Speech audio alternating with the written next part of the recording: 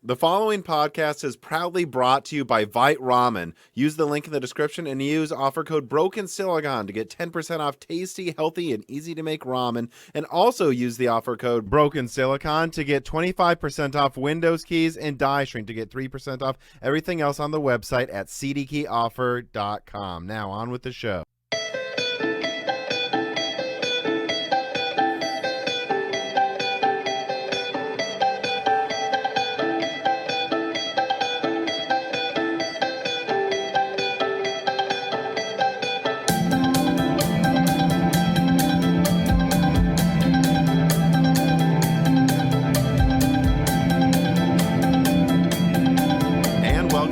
Silicon, a gaming hardware podcast.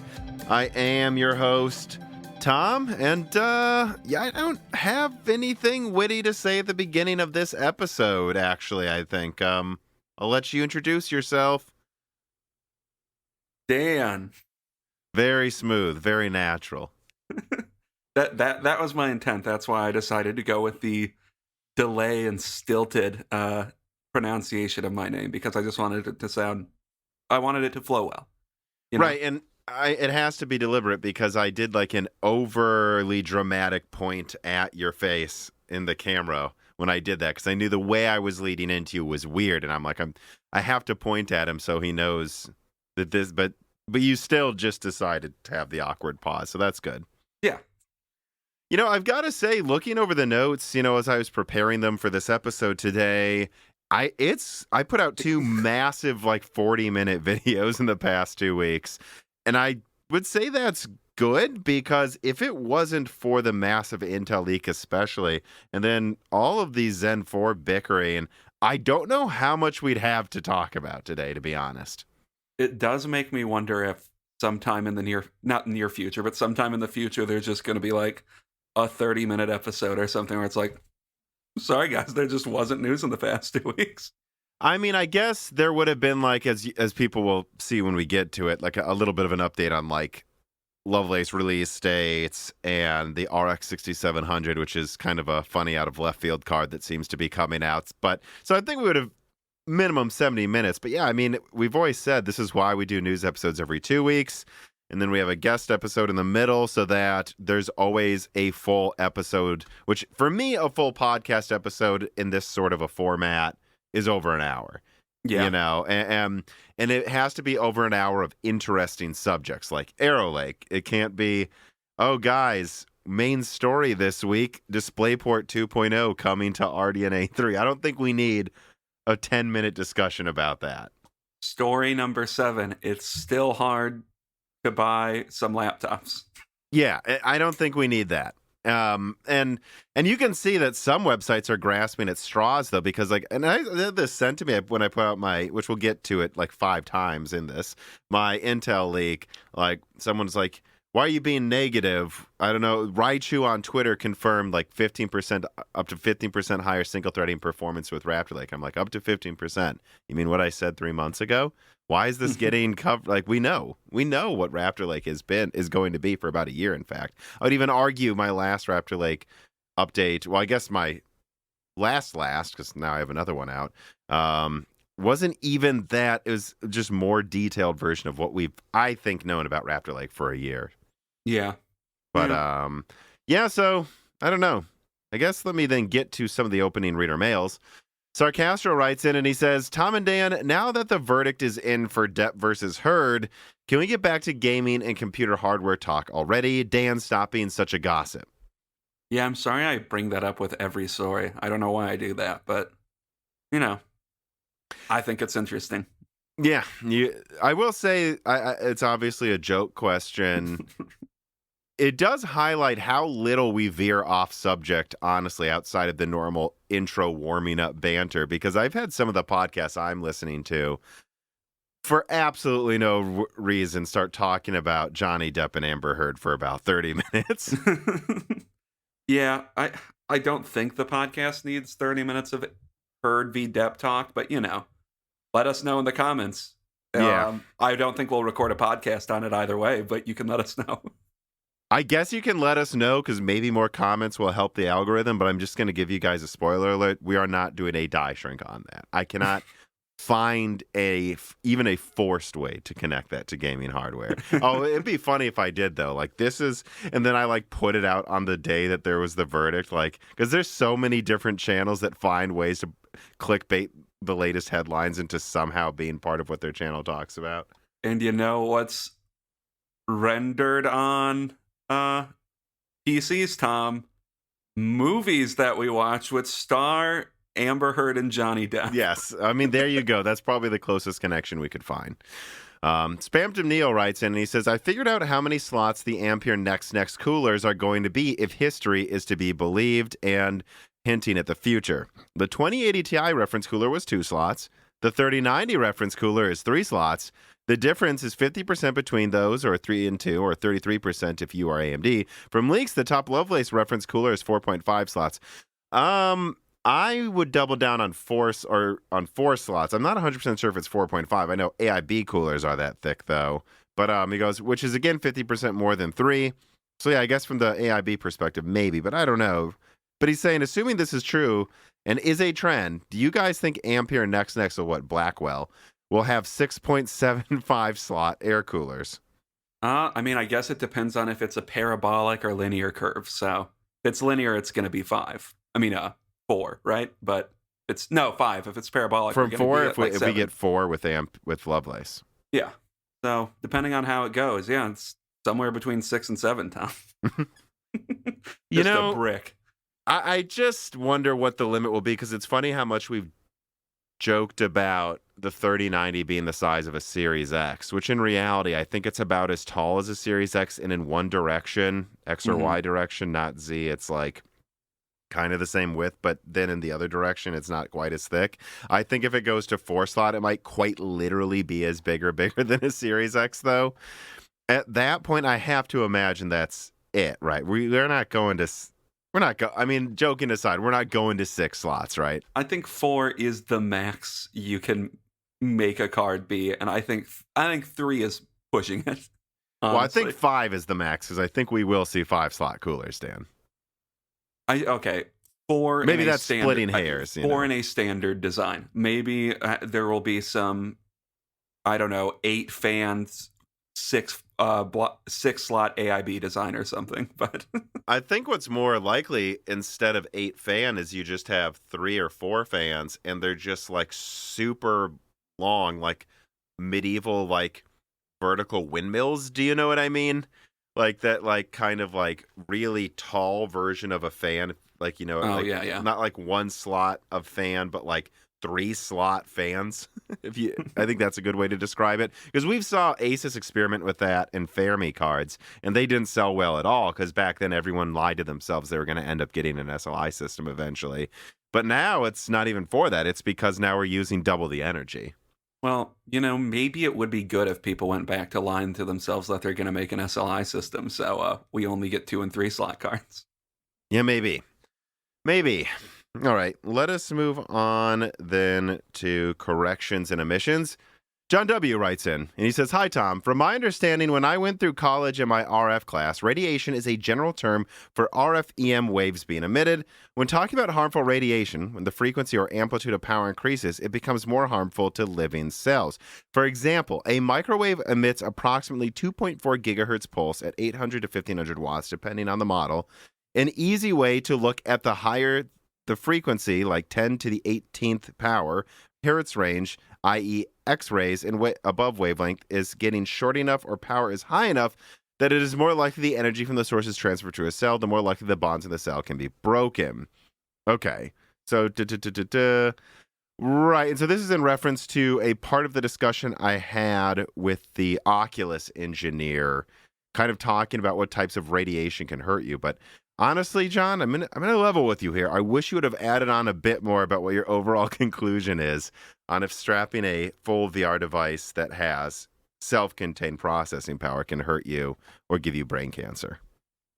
I would say, just my 2 cents, I would think if it's not UV, probably not. But well, I mean, there are studies, Dan, that came out that early cell phones, they think, gave a lot of early business people brain cancer, no? I think there might be something I would like to see the what types of wavelengths those things were emitting. I doubt it would be UV, but Well, no, that's my point, and that kind of misses the point of what he's saying to bring up UV. yeah. I mean, I don't know if there's some way a radio wave can cause cancer. As far as I've heard, no, but I don't know. I think the most important point brought up by the Oculus engineer is what is this thing emitting near your head that you're not already getting from everything around you, right? Are cancer rates up? Yes, but most scientists seem to think that's from plastics that we're exposed to, actually not Wi-Fi or any of these cell phone signals.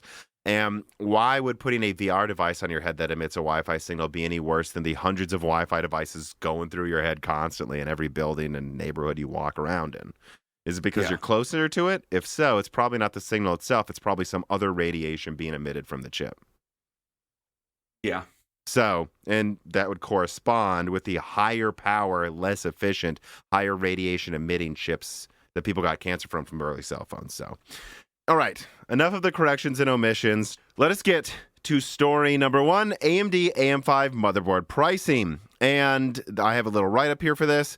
At the beginning of Tom's Zen 4 IPC update video, there was a fairly important overview of AM5 motherboard pricing that has since been added onto in tweets. In summary, AMD designed X670 through B650 motherboards to be more economical to produce than X570 and B550. In fact, there will be a link in the description. People would be good to remember that B550 motherboards cost $150 to $300 at launch. The PROM21 chipsets to be used in the launch AM5 motherboards are way cheaper and, more importantly, arguably, far lower energy than the Zen 3 IO die derived chipsets that were used in X570. So cheap, in fact, that two PROM21 chipsets used in X670 and X670 Extreme cost less than a single X570 chipset. Therefore, if minimal redrivers and retimers are used in boards that decide they don't need PCIe 5.0 support and thus don't need to keep higher signal integrity and can just use PCIe Gen 4 to be good enough, B650 boards are capable, and confirmed by Tom, the one talking here, to cost below $150 even at launch, which is worth mentioning because B550 was $150 or higher at launch. And already at launch, we're getting cheaper than that B650 motherboards from what I've seen.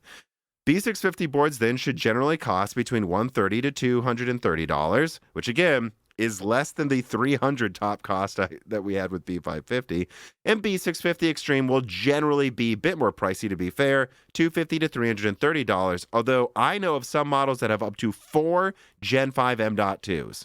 X670, which will bring you more I/O, but less Gen 5 support, will be $270 to $350, being the general price of high-end Z690 boards, and X670E will be $300 to $400, again, right there with other Z690 motherboards, but some, of course, will be $500. And there's godlike motherboards out right now for $1,000, so I can't be held accountable if someone goes insane, guys. Then there will also at the bottom eventually launch an A620 motherboard from a single disabled PROM21 chipset for below $100, and thus in general Moore's Law is tempted to suggest that B650 and B650E will actually have more than enough I/O for most enthusiasts at the price you're getting X570 and B550 for right now. And well, X670 Extreme won't be cheap. It seems quite a bit better than Z690 while costing the same as expensive Z690 boards. And remember, this is launch, and prices are arguably better than X570 and B550 at launch. Now, I thought this was important because I think people are seeing this dual chipset thing, and they're like, this is going to be expensive. And it's like, no, they're using more chipsets to save cost. And as far as I'm seeing, this is no more expensive than the X570 and B550 launch pricing.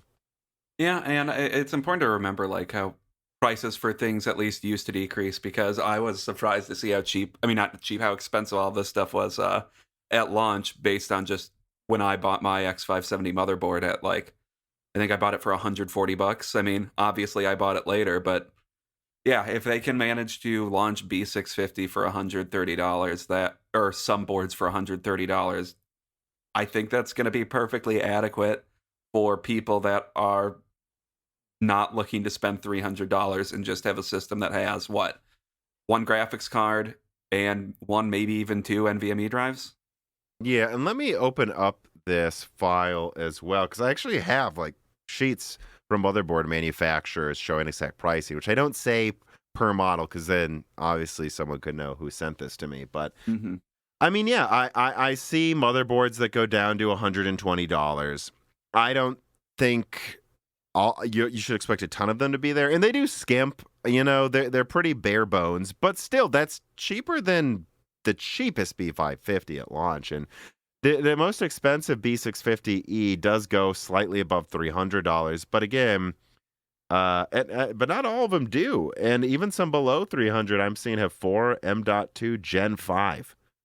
I mean, that's more than I expected. And I would go as far as to say, I think that's more than most people need. Come on, guys. Right? Like, who needs more than 4 NVMe drives? And this is the latest one. You're future-proofed through Zen 6, probably with a B650 Extreme.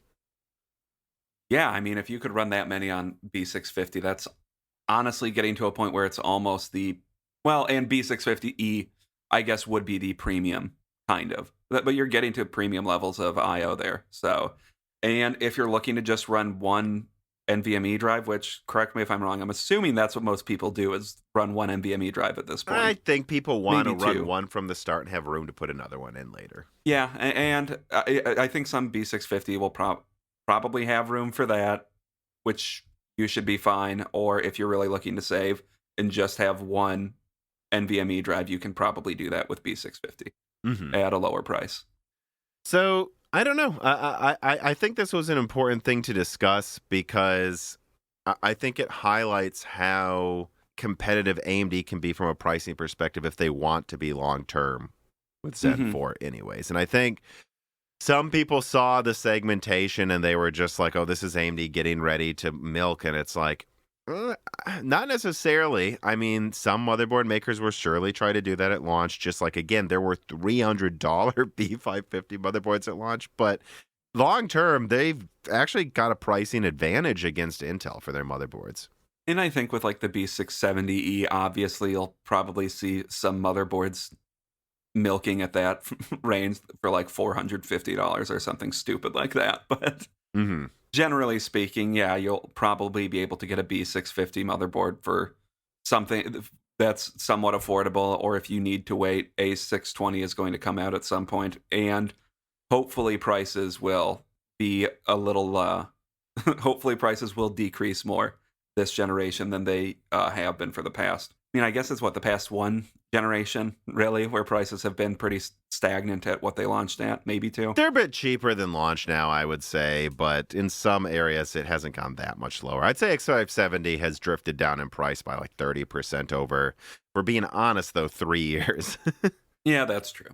But, I think prices will drift down more this generation than they previously have because well, they can the market seems to be less stupid than it has been, or getting to a point where it's less stupid. Well, what people need to remember is with the launch of PCIe 4.0, AMD really was pushing it when they got that out as an advantage. It's like, but I'm glad they did because I'm using PCIe 4.0 graphics cards in my Zen 2 system. It's awesome. Now they've got, better PCBs, thicker PCB layers. They've got, and this, again, the two Prom 21 chipsets aren't just taking the IO die and using that as a chipset anymore, which uses like 25, 30 watts that had to have a little fan on it to cool it. Now they don't need the little fan. Those two 6nm Prom 21s, or whatever they are, they use like 7 watts. They don't need to be actively cooled. And they're made by third parties who are adept at mass manufacturing these at a cheaper price than AMD does by themselves. So again, long term, like PCIe 5.0 isn't as new as 4.0 was when it came out, and Intel will have been making it in motherboards for a year.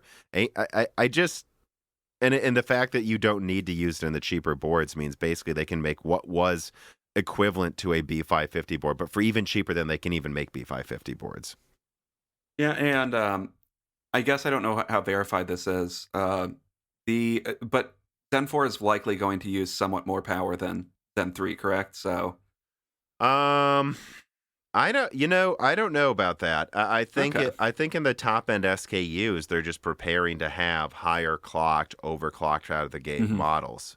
But that doesn't mean, with PBO, a Zen 3 chip can use 150, 170 watts already. So they're just preparing to do that from stock. And I don't think they're still going to have plenty of 100 to 65 watt SKUs, I think. I just think Eh, now in the top end, they're going to have something that pushes 170 because why not? Intel might push 300.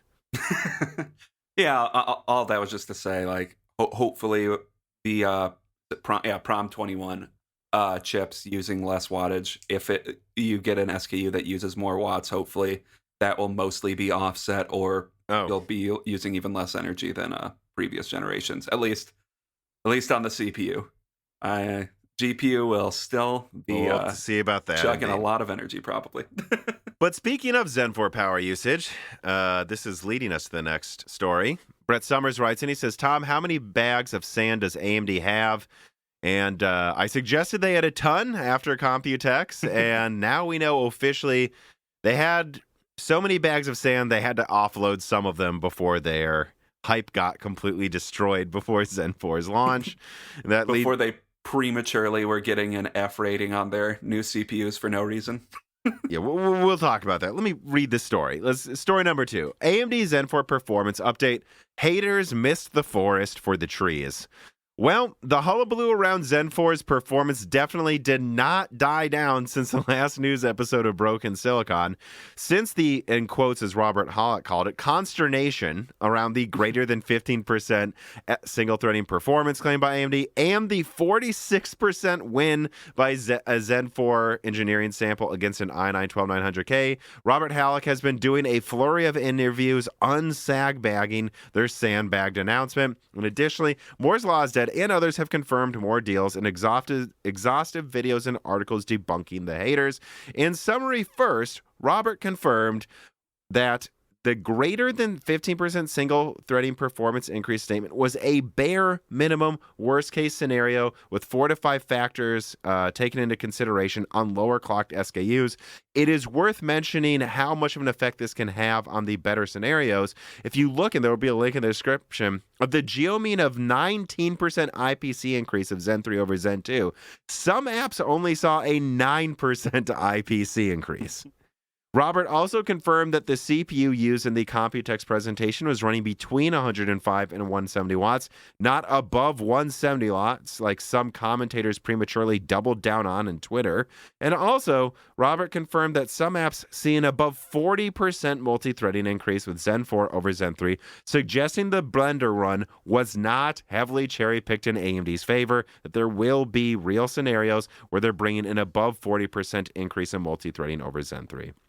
Furthermore, Moore's Law is dead confirmed in a video, the same one where I leaked the X670 Extreme pricing, that the IPC is now stated or can now be confirmed to be between 7 and 9% higher overall, and this is in fact backed up by another article from Skyjuice of Angstronomics, who said that you can expect around a 7% IPC increase in single threading and a 10% higher IPC increase in multi-threading. Zen 4 should also hit above 5.6 gigahertz, possibly even 5.8 gigahertz for single core boost, and all core boost does seem to be about 20% or more higher than Zen 3. Thus, overall, one should expect a 20 to 30% higher single-threaded increase over Zen 3 and a 30 to 40% higher multi-threading performance increase as well over Zen 3, although some apps certainly may see up to a 50% higher multi-threading increase when AVX 512 is used. And it is worth also mentioning, there were some scenarios where I think Zen 3 brought like a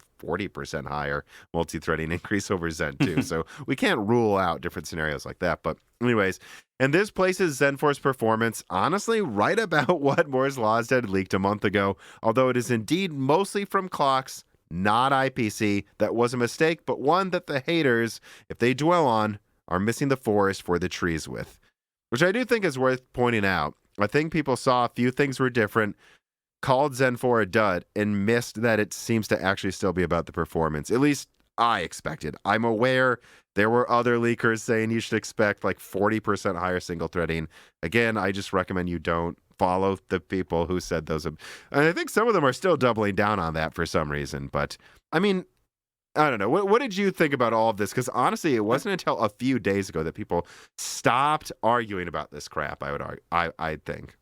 I mean, based on what I saw, it looks like what happened is AMD saw the negative perception that was quickly developing around Zen 4, and that like it was Zen 3 too, is what some people seem to think it was. And got Robert Halleck to do interviews like literally as fast as he could, because I was looking, I think he was doing the interviews 2 or 3 days after the Computex conference. So it was about as fast as I think you could get an interview done like that. Yeah, and he was on Hot Hardware, interviewed by Tech Power Up, and I saw him on like 3 or 4 other things. And Crazy Tech Lab was the other one that came up. I think they came out at around the same day as the Hot Hardware interview, where they were clearly just like debunking their own slide, is what it seemed like they were doing. Which I think we've discussed that that one out of place slide is really, I think, what threw so many people off, because if you look at the rest of the presentation, you have a AMD CPU running at 5.55 gigahertz, something like that. 5.52 gigahertz, and a benchmark that shows a pretty impressive Blender run versus a 12900 KS. And as I think we may have discussed on a podcast, not necessarily even the most in AMD's favor, because it was a relatively short run. Well, let me jump in then and comment on that, because I've seen, again, to use this word Robert Halleck says, consternation around the Blender run too, to the point that I'm a bit disappointed. Like, you'd think if people were going to double down on Blender being, in quotes, AMD bias, they would look up why AMD has a bias sometimes, because as Linus Tech Tips correctly points out, Intel wins Blender runs all the time, depending on the scene. So to say there's an AMD bias is actually just wrong.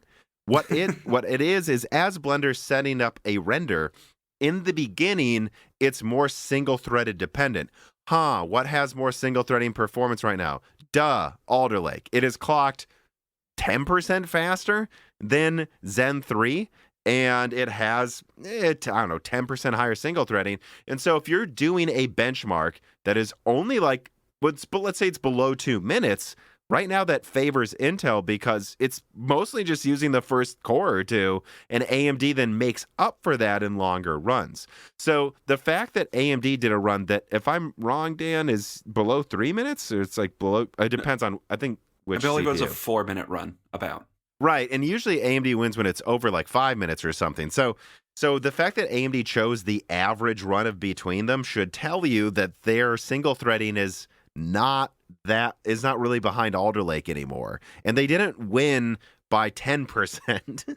They won by 46%, guys. So you should expect this to, at a minimum, beat Alder Lake single threading if they were able to do that, I would say. Yeah. So I just think the biggest takeaway from this story, honestly, is the damage control AMD felt that they needed to do by saying, no, we were saying, not officially saying it, but kind of just saying, no, we were sandbagging here. Because they're not sure on, or they didn't say this, so we're to some degree guessing, because they're not sure on final performance, and they don't want to show their full hand to Intel. Exactly. And very, very importantly as well, they literally don't know their SKU list yet. I know they've had samples, and I tweeted this, that were hitting 5.8 gigahertz a few months ago. Actually, I think it was over a few months ago, but like that's when I knew of it happening for a bit of time.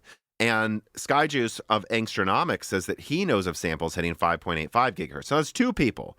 And I know that Angstronomics knows some. He leaked some stuff about Mendocino before I did that was really specific, where I was like, well, this guy clearly has some good sources. He beat me to the punch on that. So I don't know that I would use the word trust, but he's someone who has good sources. As far as I can tell, I think Angstronomics has published 3 articles, and they're already getting cited a ton. So yeah, and they're home runs. Good Right. job, Angstronomics. So he's doing, and that's why I promoted him on Twitter. I'm like, well, if there's a Twitter leaker to follow, it's this guy, please. But instead of some others. But yeah, I mean, The point being, it doesn't matter if AMD knows some of their samples can hit 5.8 gigahertz right now. It doesn't matter if they have some engineering samples that are beating Alder Lake by 40% or more, and they have some that can seemingly get all of their cores to 5.2 gigahertz now. They don't know how many at what core counts at what volume will hit 5.8 gigahertz. They don't know how many at what volume at what core counts will be able to boost all of those cores to 5.2 to 5.5 gigahertz. What they know is they can generally do that. And that's what they showed. And so if they're going to put a slide up that says a single threading performance increase, they're going to literally do a number that can't be wrong and then probably still adjust it down a little so they don't mislead investors, because they're kind of the opposite of Intel in that regard when it comes to misleading investors. Well, I do have to say, I think generally speaking, AMD hasn't been terrible about press conferences where they show a misrepresentative or non-representative sample of like games or benchmarks whenever they show them off at one of these conferences. I mean, obviously, I think in the RDNA 2 revealed, I think they showed, I can't even remember, like that extreme overclocking mode or something, and enabled against the 6900 XT to pump up their numbers a little bit. But they were honest about what they were showing, generally speaking, and I think they generally show a fair swath of benchmarks when they show several.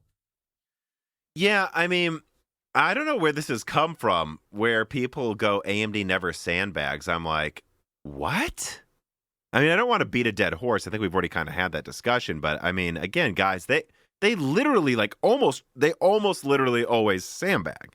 They did with RDNA 2, they did with Zen 1, Zen 2, what the heck? What are you smoking? What has happened to people's something, because your memory's been affected.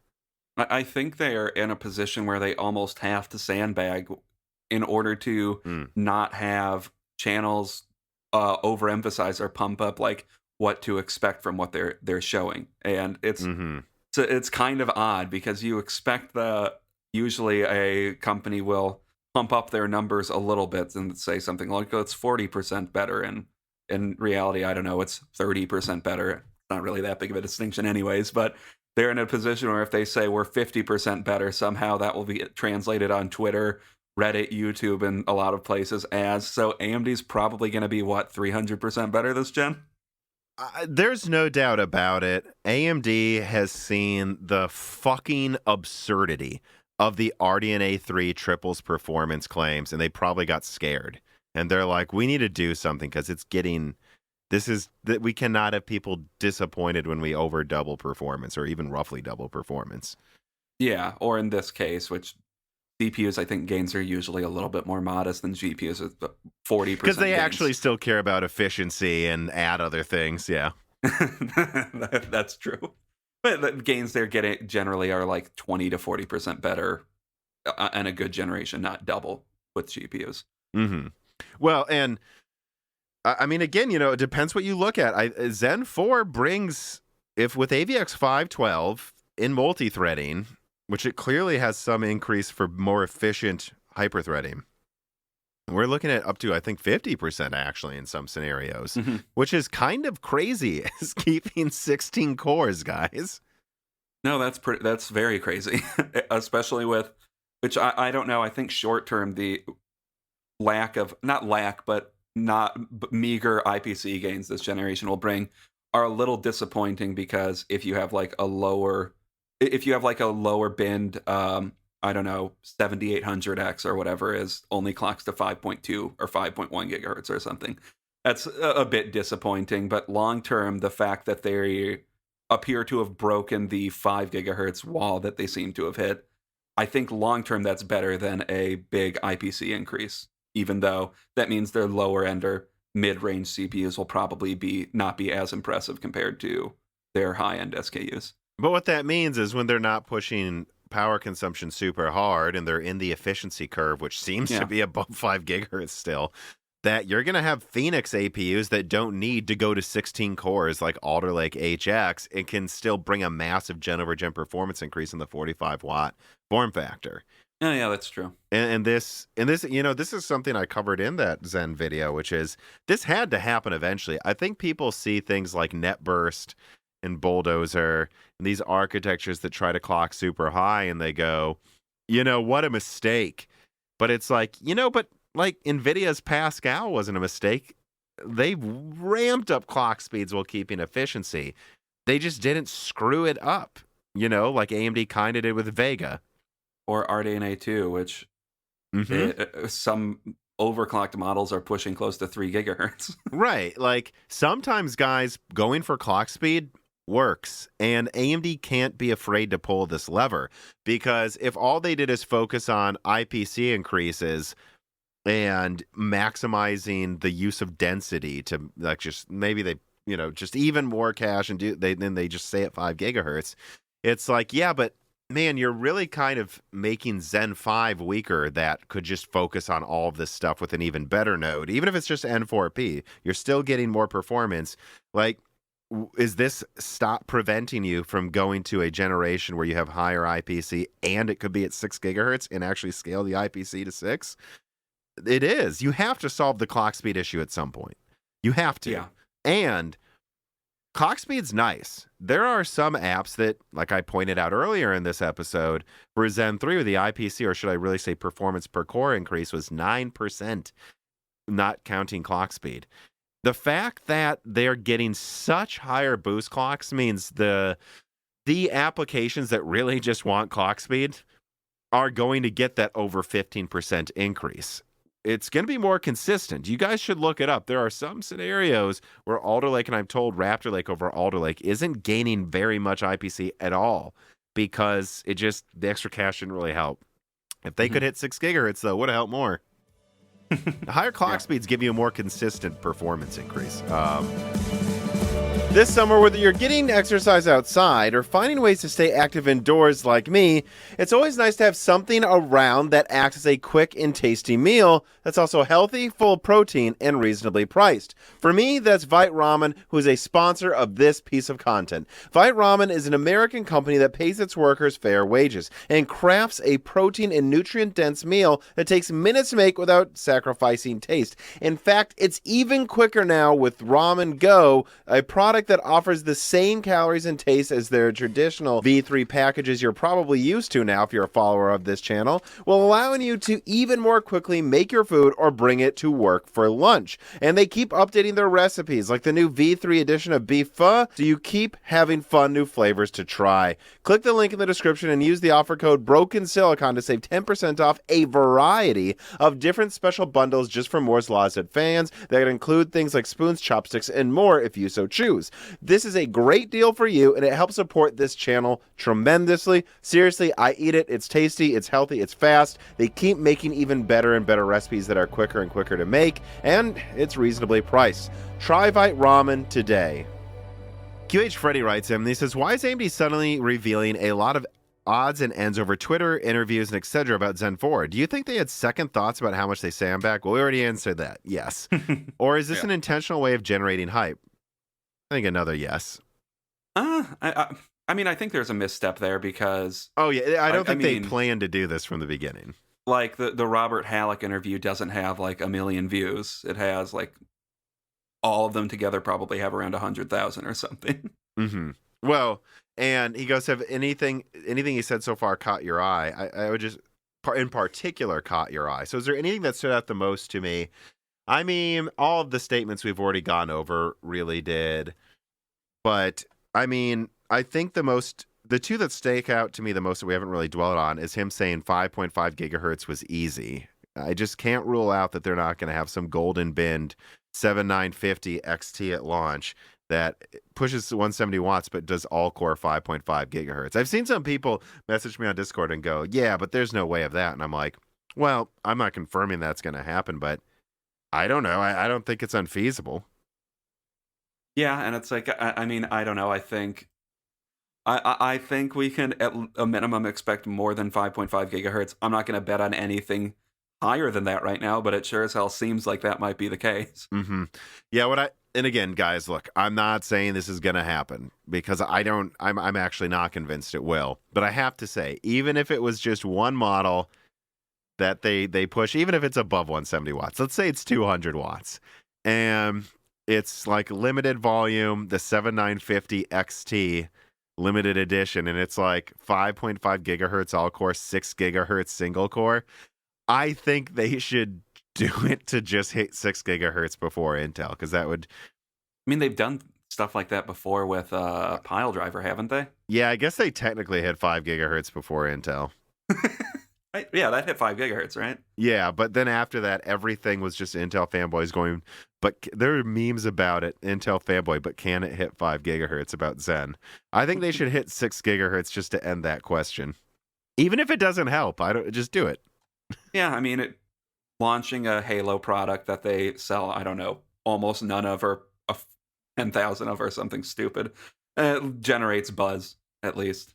Yeah, I guess the last thing Robert said that I'd like to point out is he goes in kind of not a sly, but like in a confident way, like, haven't we hit or beat expectations every launch for the past 5 years? Can you guys just give us a little bit of the benefit of the doubt?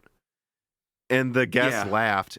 But my answer is, I can, but I don't think the community will. So I think AMD needs to learn, until they are on top for a decade straight, until they've beaten Nvidia overall at all performance metrics in one generation where Nvidia can't touch them, AMD, you cannot assume people will give you the benefit of the doubt, because, and this is the final thing I kind of want to talk about with this story, my God, how quick the haters were to come out on this one. I could not believe how quick this happened. I mean, look at Intel. Where the fuck is Sapphire Rapids? And like, look how quick people were to attack AMD over one slide. Yeah, I mean, I don't know what else to add to that. Intel, Alder Lake is a really good CPU generation, but is Alder Lake going to be a fluke, or is it going to be a new trend? I don't know. Well, we'll be getting to that soon. Yeah. Smolas writes in, hello, Tom and Dan. I watched your recent video on how AMD is sandbagging their numbers to avoid revealing their hand to Intel, but I couldn't help but think, is it possible that they lowered their IPC improvements compared to what they showed at the initial reveal so they could push clocks even further? My thinking is that the clock speed is something that Intel has had over AMD for a while, and it's a much more consumer flauntable number than IPC. This way, Intel can no longer boast about their blistering fast 5.5 gigahertz, which is something I've heard non-tech friends use as sticking points against AMD despite relatively similar real-world performance. My answer is a general no. I don't think they just go, let's turn down the IPC knob that simply. I think, things are in pathfinding like 3 to 4 years before they come out, and then about 2 years before, 1.5 to 2 years before, they kind of like hard lock in the design and then optimize it, and then test it over the final year. So the only thing I'd say is it's conceivable 2 years ago they soft forked one of the designs to more focus on improvements. Because we've covered this. They use FPGAs to test different things you can do to increase performance. They're like, oh, well, this level of cache organized this way gave us this much more at the, But if they were like, we could just save die space with this design, and if we do this, we can hit almost 6 gigahertz, then maybe they did that 2 years ago. But I don't think there's a point where they were just like, dial down the IPC knob so we can turn up that clock knob. No, I think they always wanted to go for higher clock speeds here. And maybe 2 years ago, they minimized a couple things. But I think if they could get more IPC easily, they just would, even if it was a bit of a bigger die. Bfish36 writes in and he says, hey, Tom and Dan, or guest, with the upcoming CPU generation, if Intel prices Raptor Lake similarly to Alder Lake, that is to say, E-cores seem to be given for free, which again, they basically are. The i7-12700K was launched at the same price as the 5800X. Do you think they'll be similar in gaming performance to the equivalent Zen 4? Do you have information on whether LGA 1700 will support Meteor Lake, or, well, we'll get to that in a second, or are they planning to do the Intel thing where it's 2 gens with a new socket? Yeah, that might make Zen 4 a better buy. So the short answer to everything there is yes. It's just an advantage Zen 4 is going to have. Do I think they'll have similar gaming performance, or better in those areas?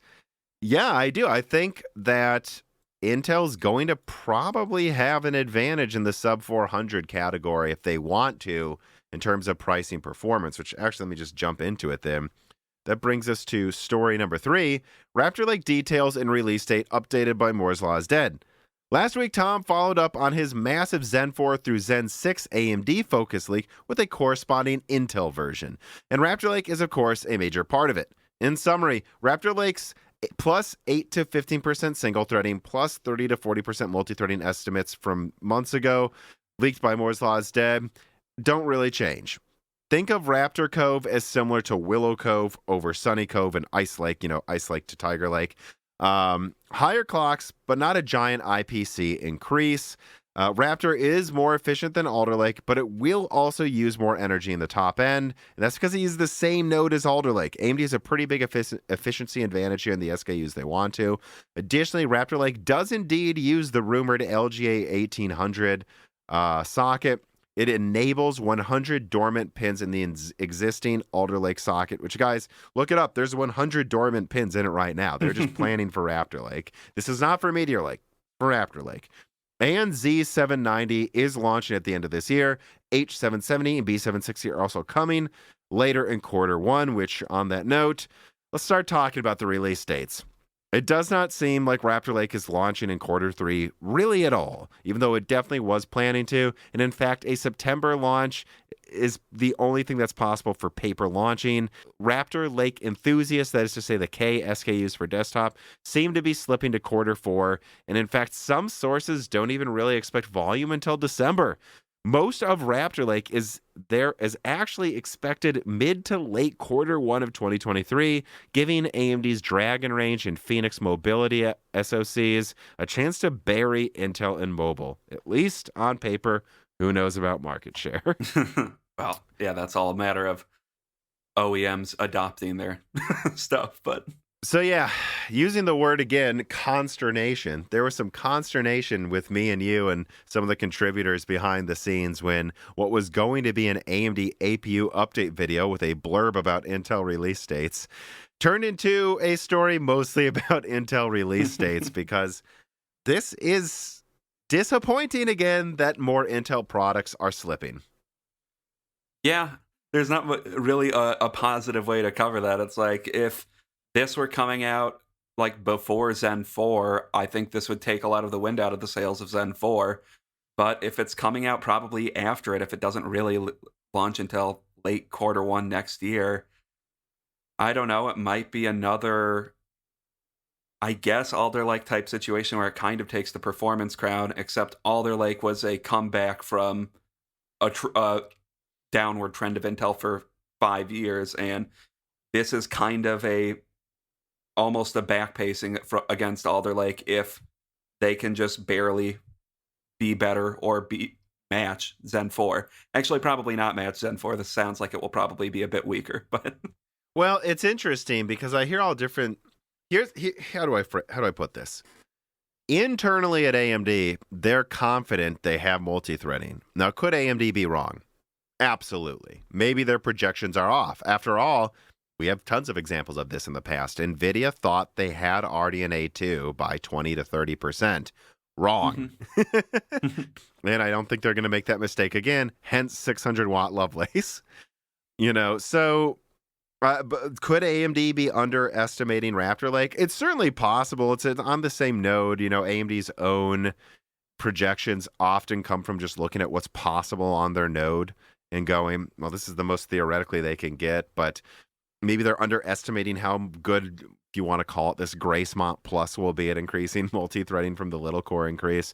But I don't know. They seem to internally at AMD say they think they're going to win multi-threading overall by 5 to 10%. So they think they have a small but comfortable lead in multi-threading, and they seem to also think they're going to win gaming. Now, does that mean they're going to win Cinebench single core, which doesn't frickin' matter because no one renders with that renderer with one core? Maybe they'll lose the Cinebench single core crown, but I think if they're going to win gaming, it's because AMD knows they may be able to boost up to 8 cores to 5.5 gigahertz or higher, and that's going to negate any single threading win Raptor Lake has, because Raptor Lake will not be boosting all 8 cores probably quite as high as Zen 4. So, without using an absurd amount of energy, let's say, and a very limited amount of SKUs. So, I don't know. I don't. My gut is that Raptor Lake's going to take the single threading performance crown by 5%, tie or lose multi-threading by 5%. In the middle range applications, it'll be a wash, or Zen 4 will win, and Zen 4 will have the better platform, and the longer living platform. And I don't really see Raptor Lake launching later technically, but I think they're going to launch it about the same time, and we'll have to see. Because Zen 4 launches fall. Fall starts technically late September, just for those who don't know. Like when you're talking about the American, Western Europe fall, which is what they usually mean when they say fall, that's when that is. And so who knows? Maybe Intel will paper launch Raptor Lake at the end of September when Zen 4 is actually launching. And if that happens, there was a real chance there. And I know there's some people that probably think we're being overly negative towards Raptor Lake by saying it's launching later when really it's not. But keep in mind, most people don't get the K SKUs. Most are in laptops, OEM builds. And those are all, and I've been told this directly from people that work at OEMs, the guidance behind the scenes has been pushed back basically a full quarter. So you're going to have Zen 4 and OEM probably before Intel, and very little volume until the end of quarter 3. So that's bad when I think in the OEM builds where efficiency matters more, AMD just has a clear win. Yeah, and then like you say, AMD supports its platforms longer. This is a new platform versus one that's been on a previous generation of CPUs. I think if you're spending the same amount of money for the same performance, you get the platform that's going to be supported longer. Or you even take a 5% haircut to performance. Like, who cares? Yeah, I mean, if AM5 is supported for 3 generations, or I think could it's be a clear more reason. Yeah, it could be 4. I don't know. It's a clear reason that to get this over Raptor Lake if they release at more or less the same time. And I think AMD knows that, and that's probably why they feel more confident behind the scenes than people are giving them credit for being justified to feel confident. I mean, the one place, though, where I think Raptor Lake has a big advantage is, again, in the i5 range. I mean, if they have a $300 6+8 i5, which others have said, I think Adored TV said that, and I'm also hearing that's probably what it is. That's pretty good. I don't really know how AMD, I mean, it's still 16 cores top, so it's conceivable AMD tries to do the same naming again with the same core counts. Even a $250 6-core Zen 4, I don't know how at $250 that competes with a $300 6+8 Raptor Lake i5. Yeah, that's true.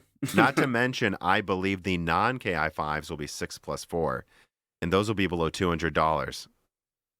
And I think Intel is going to be the mid-range to low-end king for a while. And I don't want that to sound like a pejorative, because if you're getting an i5 with 6-core, 6+4, right? Below 200, yeah.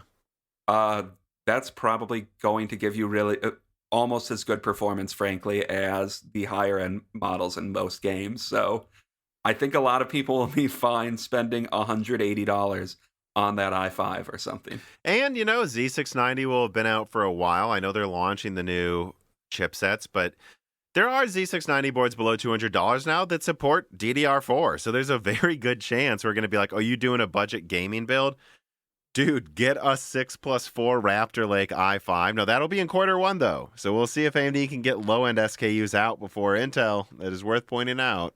I don't think they will, to be fair. I don't think they will, but they might. I mean, that's what I think Zen's big weakness is, though, is they've kind of completely seeded the low-end ground. Like, they just can't.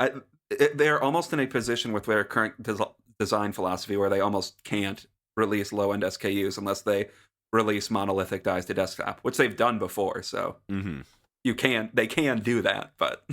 Yeah, and I guess let me add this too, though, because I think you would agree what we're saying is there's a very good chance 6 months from now what we're going to be recommending to people around winter is, hey, if you're doing a $1,000 build, you're going to want to get, what you want to get is a $300 used 3070.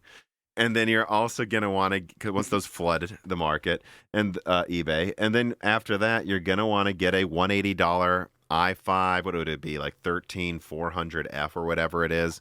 And yeah.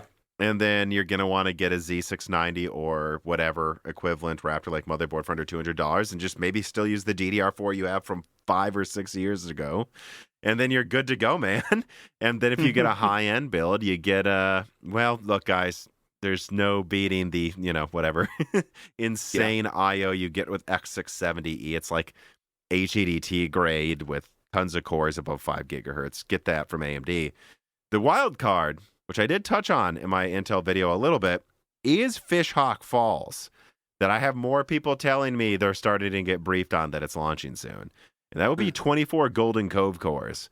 So it's not Raptor Cove, but still, it's a mountain of I.O. with more multi-threading than Zen 4, I'm sure. So, I don't know. Yeah. I mean, I don't think that's a CPU that most people want to get, but if you need a ton of I.O. Well, it depends on the price, right? Like when you look at the most expensive X670 Extreme board that I've seen listed, which is around $500, I think the Fishhawk Falls motherboards will be $400 to $500. So if you can get a $400 motherboard for that, and then if they keep the 24 core, conceivably below $1,500, and it wouldn't surprise me if they did. I mean, it's still all over the place what people expect with the pricing of this CPU, because it's like what they sold an 18 core for $1,000. Do they make their 24 core now that, or? I would say I don't think it's a bold claim to say a minimum of $1,000 for that, but no, but I'm wondering if I'm still just being way too optimistic, and I think I might be. But it's like, you could see a scenario where it's like an extra few $100 over maybe the highest end AM5 platform to just get triple the PCIe IO and 24 cores instead of 16, and this might become an interesting option that also kind of eats into the potential AM5 buyer. That's true, yeah. Especially with how neglected Threadripper is.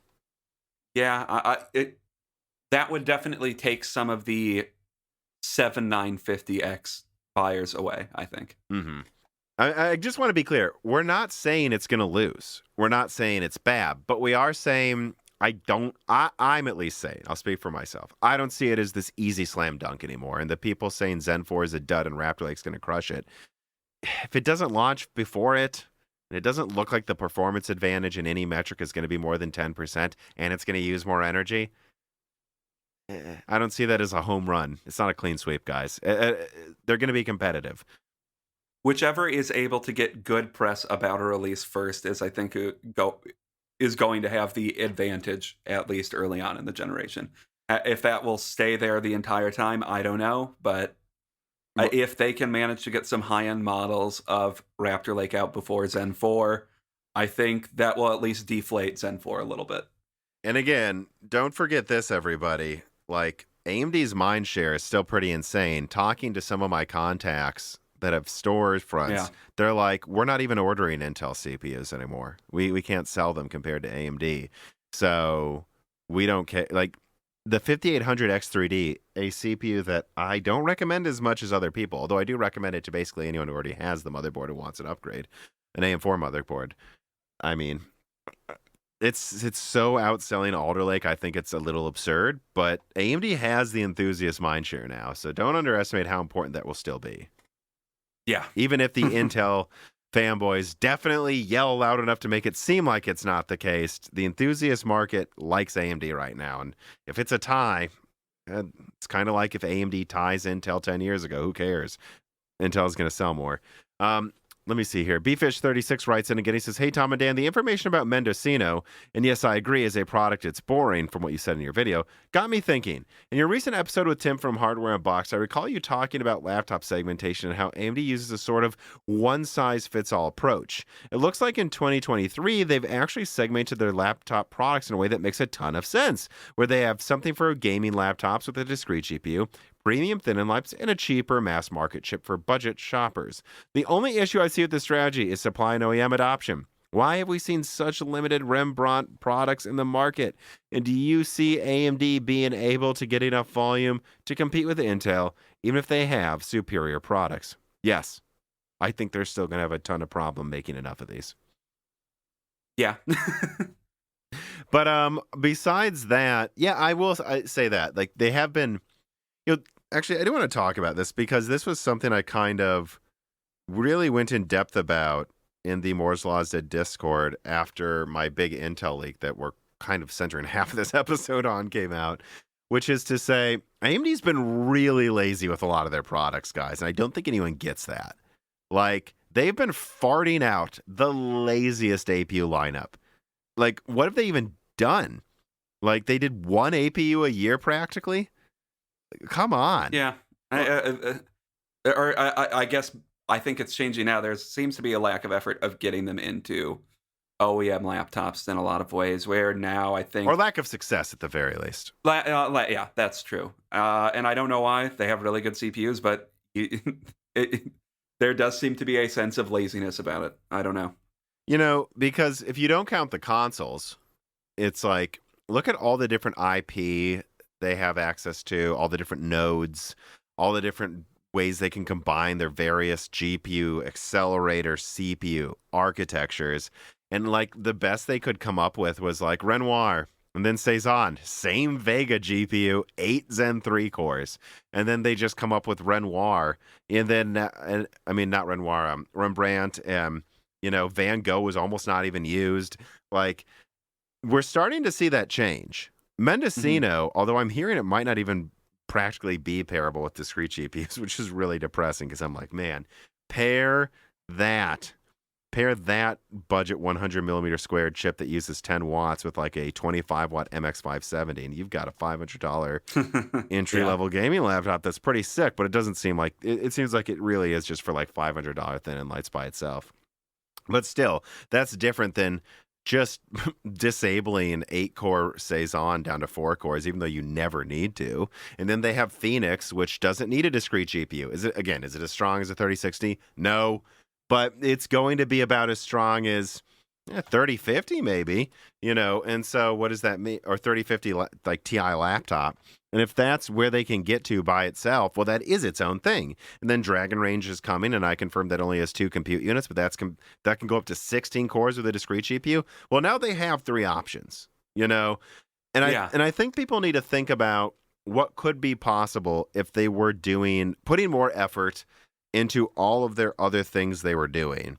Like, basically, if you look at their architectures, their desktop architectures are just scaled down epic designs, and it's insane they even won gaming ever.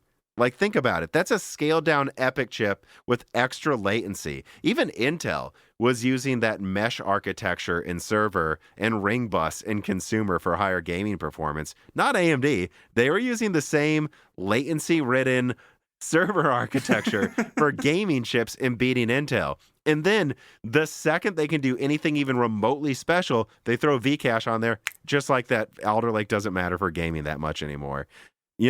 What do you guys think AMD is capable of once they have money, and now they do, and they actually start targeting their IP at specific products? What do you think they're going to be able to make? Yeah, and I think that's kind of the route they always we're going to go down, assuming Zen was successful, is they're going to have to diversify what they make more at some point, because as it stands, like you said, Zen is kind of a funny architecture, because it's just, what if we scaled the exact same thing to every different size we want to sell it at? And at a certain point, once every 8-core CCD is giving you absurdly high yields, I mean, you can't really make a 4-core anymore without leaving money on the table.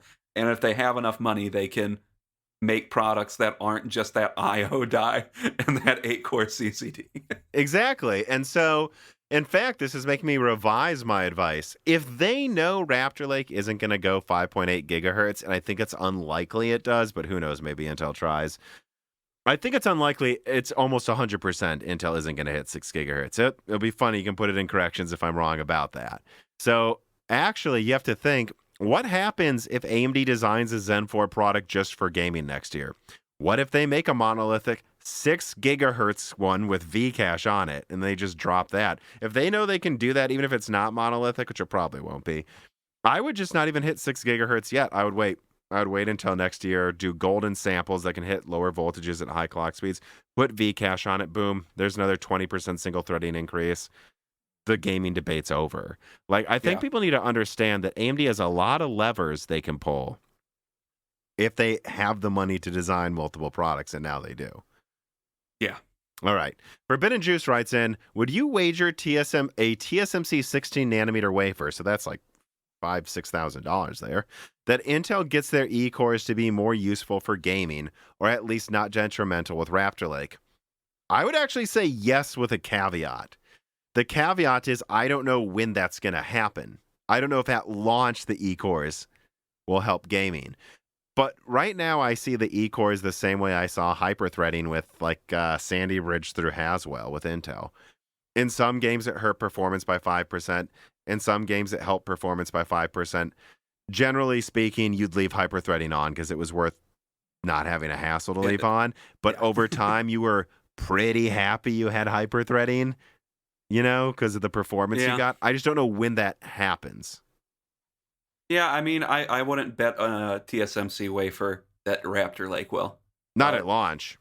Yeah, I would bet a generation will eventually see that. I don't know if you'll see a huge advantage from even in Raptor Lake, but hopefully that's pessimistic. It might be. Well, and just like we've pointed out, and I remember Steve from Hardware Unboxed it as well. Okay, let's say in 2 years E-cores really, really help gaming performance. By then, shouldn't you just to buy Arrow Lake? Yeah. Instead of worrying about if that's 16 E-cores is going to help right now with Raptor. I mean, he's got quite a point there. Brett Summers writes in, hello, Tom and Dan, or maybe esteemed guest. I don't know if Dan's esteemed, but it's Dan. My question is, why are Intel cores so highly inefficient? Their absolute performance isn't exactly bad, but taking power consumption into account, they seem so far behind AMD cores. Are Intel engineers that far behind AMD in terms of design? Do they just like to say screw it and push absolute maximum performance? I think yes for that one. Surely it can't be only a node difference that causes it. It's not only, I think it's that and the node difference. Like, if you look at it, Rembrandt wins in like 35-watt form factors against even 6+8 Alder Lake mobile SKUs. Right, but Rembrandt's on 6 nanometer with Zen 3 Plus. If you compare 7 nanometer Zen 3 to Alder Lake, their efficiency's pretty close. Mm-hmm. And I think a lot of this is a node disadvantage for Intel. I mean, yeah, when they're at a disadvantage, a node disadvantage, they're going to be less efficient. Exactly. And you go look up Alder Lake reviews, guys. Like, a lot of times AMD is more efficient, but not always. And in gaming, oftentimes Intel is, so because they rarely boost all of the cores to 100% while gaming. Hey there, this is Tom jumping in for a last-minute edit to the episode before putting it out to you all. As me and Gerard were about to drop the Patreon version and about to start finishing up work on the video and other free feed versions, it came to my attention from a contact that there's an article out there about LGA 1851 that is supposedly the socket that supports desktop Meteor Lake and Arrow Lake, and the article even goes as far as to reference me, not really disprove anything else I say, but say that the 2,551 pin count isn't the desktop socket, although it could be something else. And that link will be in the description for you all to go find that. Immediately I sent this to a few of my sources. One of my sources that confirmed 2,551 said that technically he's only heard reference to that pin count for Meteor Lake products. He didn't hear LGA. And the other person, without saying what the proof was, although I have some pictures, he was able to dig up documentation that referenced BGA. In other words, yes, it's almost entirely confirmed then actually what's going on is the desktop Meteor Lake, and therefore also Arrow Lake will use a socket with an LGA 1851 pin count. So in other words, everything you hear me and Dan say forward, whenever you hear us say LGA 2551, just assume we're saying 1851. Now, more importantly and more excitingly, the 2,551, well, this seems to be in common with Alder Lake HX and Raptor Lake HX. For those who don't remember, this is something we've talked about. Alder Lake HX is repackaging the desktop 8 big core, 8 little core Alder Lake for laptop. And the same is going to happen. There will be a Raptor Lake HX that repackages the desktop version as well. This is also something AMD is doing, by the way, with Dragon Range. In other words, if Intel is working on a Meteor Lake HX, That means it's probably entirely compatible with the same sort of configuration on laptop, or should I say socket type on laptop that these are. So that's cool. That makes an easy transition earlier in 2023 instead of later for laptops that are supporting these desktop replacement CPUs. But what that also means, the mere fact that Intel is working on a Meteor Lake HX, well, guys, what that tells me is, again, something I say in the leak, but isn't 100% confirmed, that they are going above 8+8 configurations, because there's going to be a 2+8 Meteor Lake. There's going to be a 6+8 Meteor Lake in laptop. They wouldn't make, I don't think, a Meteor Lake HX that has the same sort of pin configuration as these higher core count, higher power Alder Lake and Raptor Lake parts, unless they were also probably going to 8 big cores and 16 little cores with Meteor Lake desktop at least. And therefore, that's kind of exciting, because you never know, right? You never know if they're going to go back in core count. They did from Comet Lake, right? They went back from 10 cores to just 8 cores in Rocket Lake and Tiger Lake. And this confirms Meteor Lake desktop keeps the core count as high as Raptor Lake, most likely. Also, what I'll say is what doesn't change is our conversations about power delivery with LGA, like why there's another 100 pins enabled for Raptor Lake. That doesn't change. And that doesn't change if there is 1851. That's for, again, a bit more I/O, a bit more power delivery to Meteor Lake and Arrow Lake. It just means that the assumption that Arrow Lake's going to use an absurd amount of energy is probably not going to happen. Although it does sound like it will use possibly, or I shouldn't say it will use, it's able to use more power than Raptor Lake will. And this is something that we see in a lot of BGA sockets if you look it up. Higher pin counts for the laptop BGA socket than the desktop counterpart. So that's not crazy at all. All right, just wanted to make sure you guys got all of that. Back to the show. But okay. All right, let's then move on to story number 4. Meteor Lake LGA 2551 socket, performance and delay confirmed. Continuing once more with Tom's Intel roadmap leak, Meteor Lake. In summary, Meteor Lake is not socket compatible with Raptor Lake like many of us hoped, using an LGA 2551 socket that, while similar in size to LGA 1800, thus inferring probably cooler compatibility, it is obviously not cross-gen compatible. Meteor Lake additionally brings a 12 to 21% IPC increase with Redwood Cove over Raptor Cove, but it also comes with a clock speed regression that overall seems to suggest, if you do the math, more like a meager 5 to 15% single threading increase depending on the SKU. However, a new Crestmont little core should bring a nice multi-threading performance increase and efficiency increase, despite likely retaining the same 8+16, 8 big cores, 16 little cores configuration that we will first see in Raptor Lake. Oh, and of course, Meteor Lake will also bring probably double the integrated graphics performance and new accelerators. That's cool. But not so cool? The release date. Make no mistake, Meteor Lake was planned to have its mobile launch in Q1 and desktop in the middle of 2023. After all, Intel has been showing pictures of Meteor Lake since last month. Last month, guys. So a year after showing you pictures it's launching. Instead, it's like the new Intel cadence. It seriously does. You see pictures and then a year later or two, it actually comes out. Instead, though, the mobile launch is planned for mid-2023, possibly even slipping to Q3, a year after pictures, and the desktop launch is expected late 2023, possibly near Zen 5's launch. So damn, what do you think? It's basically all bad news aside from better iGPU and maybe custom accelerators being on it, which we'll see. I know that's the direction the market's moving. Those accelerators are going to be put in everything eventually, and they're going to give boost for certain workloads. But we'll see if the first gen they're really in anything product they actually benefit. Oh, I think they will. I guess we'll see how much they benefit consumers, because it's a new type of accelerator. It's at least hard for me to guess how important that's going to be for, I don't know, someone that's just trying to run a video game. I mean, sure, but I think the major problem is the release date. I don't think I'm too worried about the other stuff. No, I'm just saying that's the real one positive. The release date obviously is the big negative factor. If this was just kind of almost a, well, it's not really a refresh because it's going to be on a new socket, but if this were just like an update 6 months after Raptor Lake comes out, okay, or then maybe that's not that big of a deal.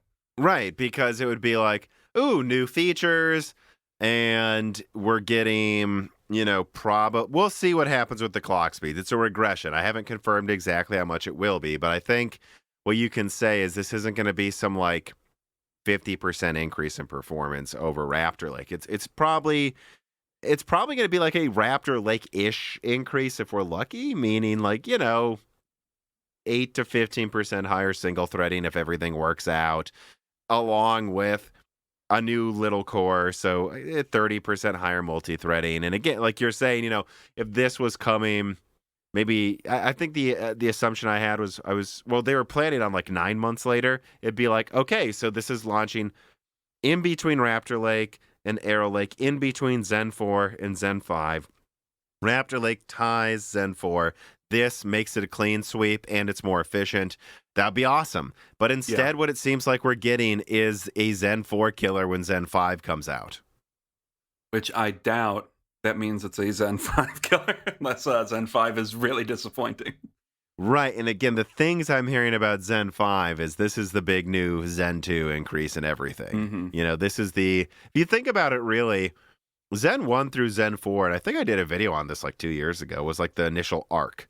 That was the Jim Keller arc kind of like, or I think it was most of the Jim Keller arc. I think Jim Keller's touched on Zen 5 actually, but basically it's the initial concept.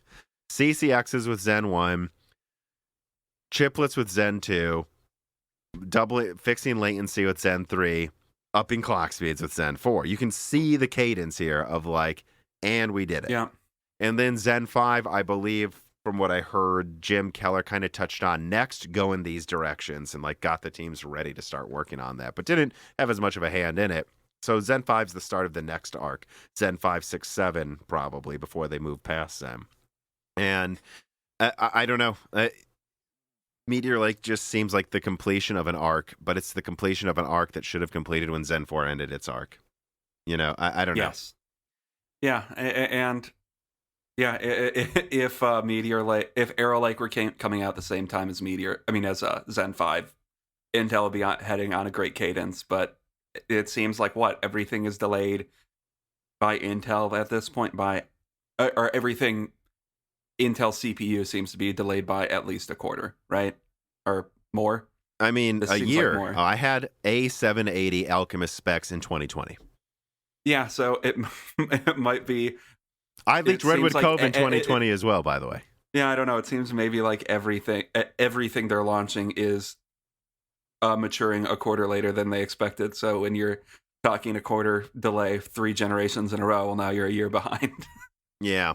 I mean, and before that's really what I wanted. I ended that video with, honestly, a third of the video is just about that problem Intel has. But before we get to that, I guess the last thing I want to say that wasn't in this write-up is, so yeah, I mean, expect Meteor Lake to be kind of similar to Ice Lake at first, except a lot better than what Ice Lake was. So Ice Lake launched next to Comet Lake, and I have a Comet Lake laptop, right? Comet Lake was most of the mobile volume. Ice Lake was higher IPC, lower clocks, better integrated graphics, meant for premium SKUs, either premium thin and lights or thin and light gaming devices that had the money like Razer to put an Ice Lake quad core with a dedicated graphics card to make, that kind of like 1650 Ice Lake system. That's what Meteor Lake will be for first. It's just, there'll be more volume of it. But in other words, for the first half of 2023, expect the overwhelming majority of Intel mobility, like 90% possibly of the volume, to be Raptor Lake Mobile, which is still 6+8 outside of Raptor Lake HX, which could be, I suppose, 8+16. We'll see.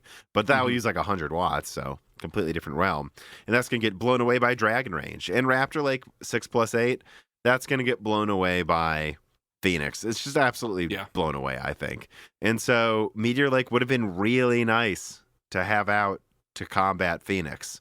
like really nice. And instead, Yeah. it's going to be like 10% of the volume and launching half a year after Phoenix. So, I mean, I think Phoenix is AMD's big chance to actually capitalize off of the gains they have if In that's how mobile. far, yeah, in mobile, if that's how far Intel is behind in mobile, which, you know, I'm sure somebody's taken note of that at AMD, but Well, yeah, and Dragon Range. I mean, yes. I think they're going to fit 80-90% of the performance of the top desktop chip in about a in a like 65 watt chip. You know, but let's say 80%. And I've like ran this past a few sources, like looked at the difference in power consumption of some different things. And I see no reason why Dragon Range at 65 watts can't truly bring desktop performance for the most part. And so I remember when I used to say, oh, maybe I'll just get a Meteor-like laptop eventually instead of upgrading my desktop. No, now I'm saying maybe I'll get a Dragon Range 4070 or, 7800M laptop instead of upgrading my desktop, because Meteor Lake's it's just coming out too late for me to care.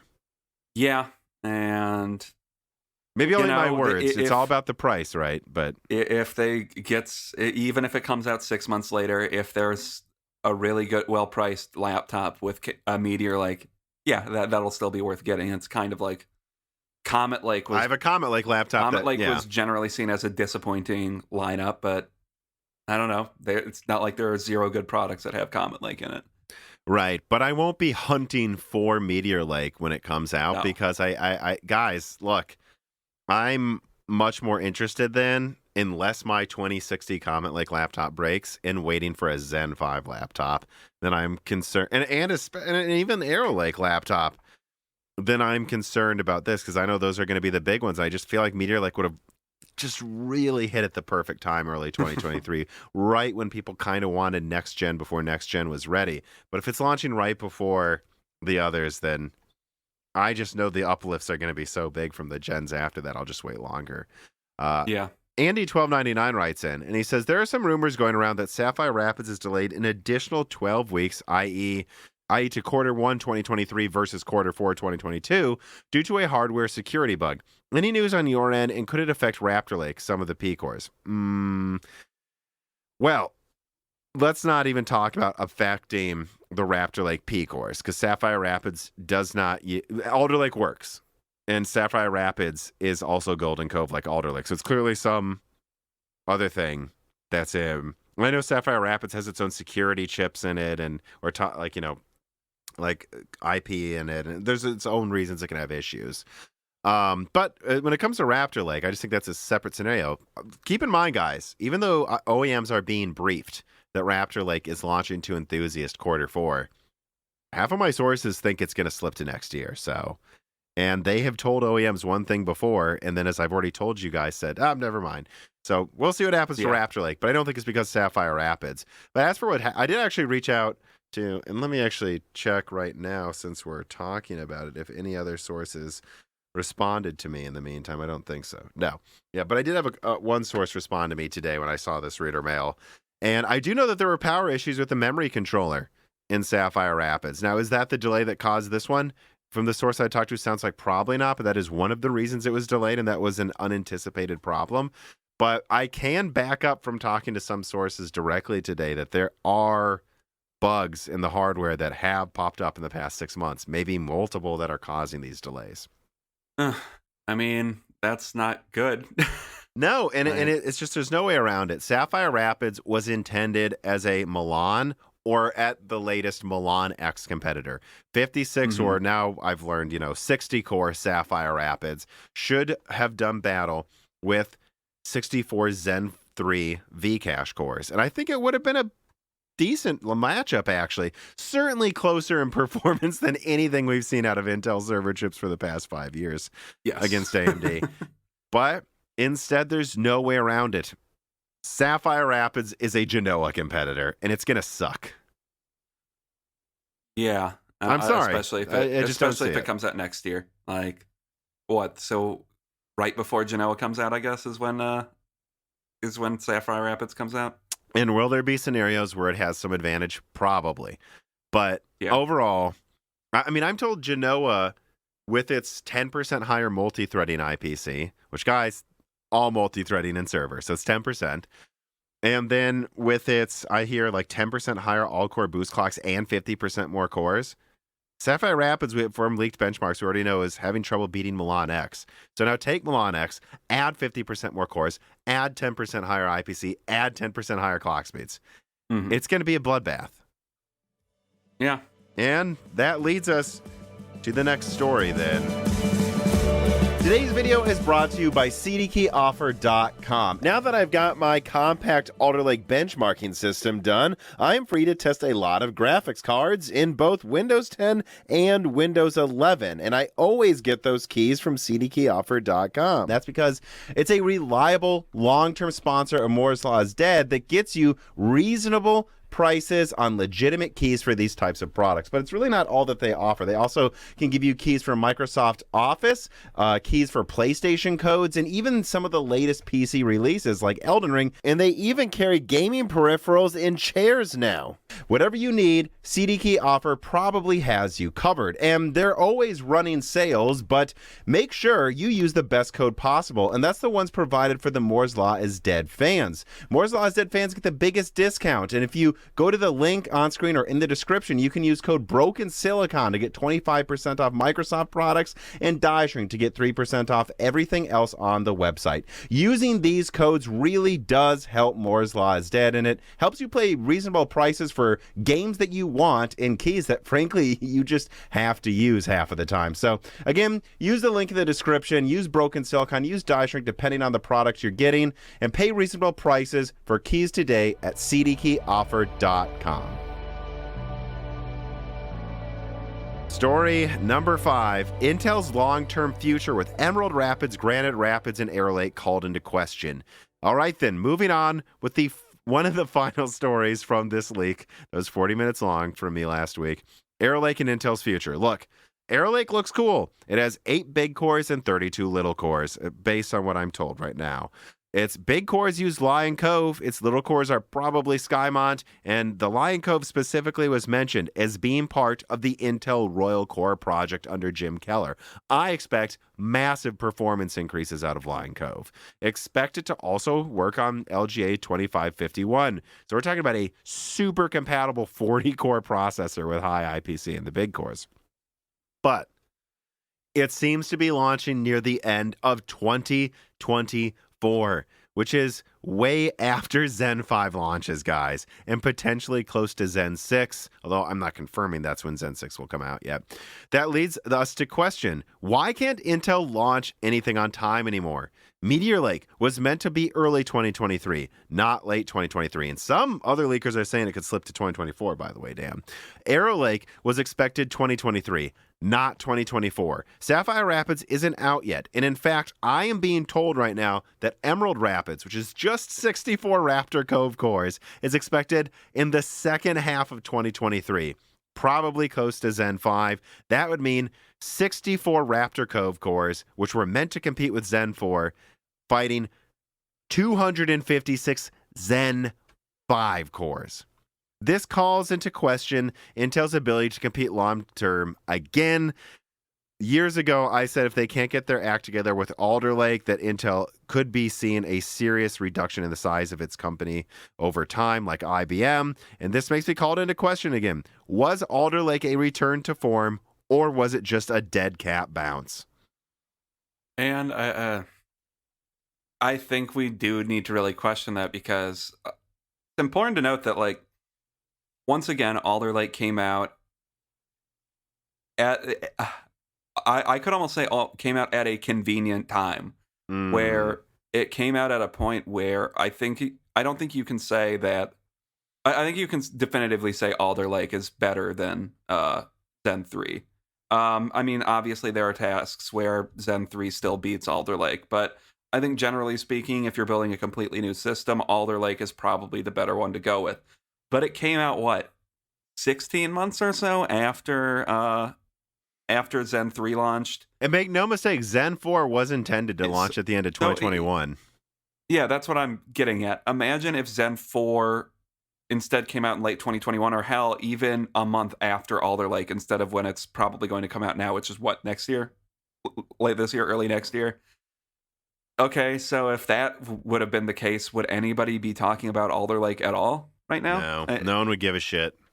And that's the problem. If everything were coming out 6 months earlier than when it was coming out, Intel would be in a really good place. But Arrow Lake coming out with 8 plus 32 cores to me sounds interesting, because clearly they think those E cores are going to be giving them an advantage by then if they're going to have 32 E cores.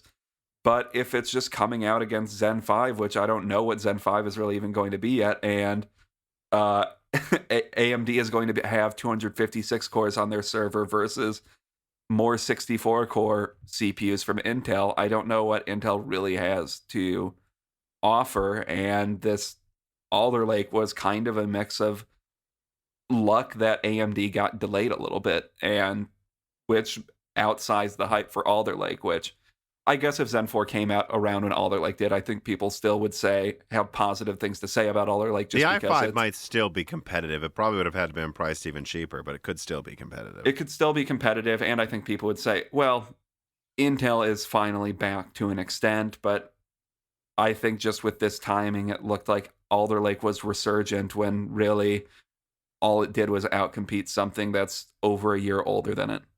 Right, and I just want to like jump in here with like Zen 5. Like, yes, Arrow Lake looks exciting, but it's coming out at least 6 months after Zen 5, I believe, if not a year. And I just want to say this about Zen 5, guys. I know it has accelerators, and a few of them more than what Zen 4 will have, because I think even consumer Zen 4 may have a couple. We'll have to see it. We know Genoa does.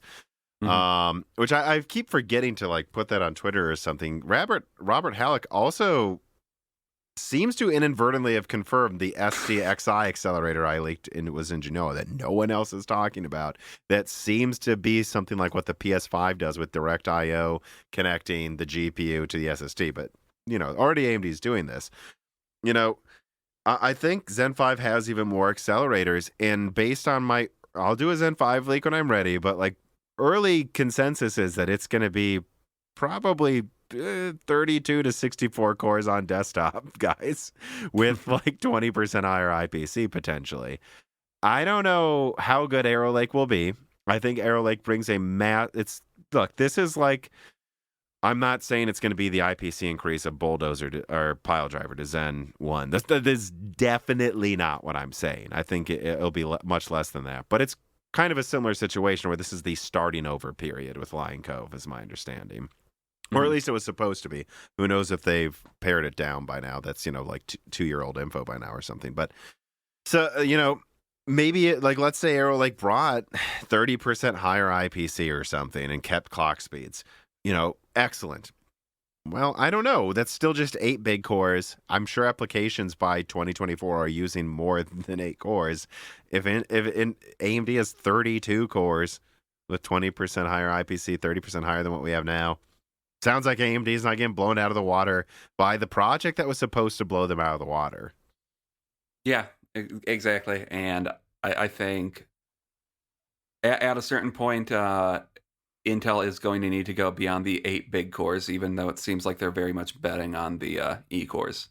We'll see. Maybe they're E cores. What if the E cores are as good as Zen 3 or Zen 4, and so they don't need that? I don't know. Well, yeah, that's true. We'll see.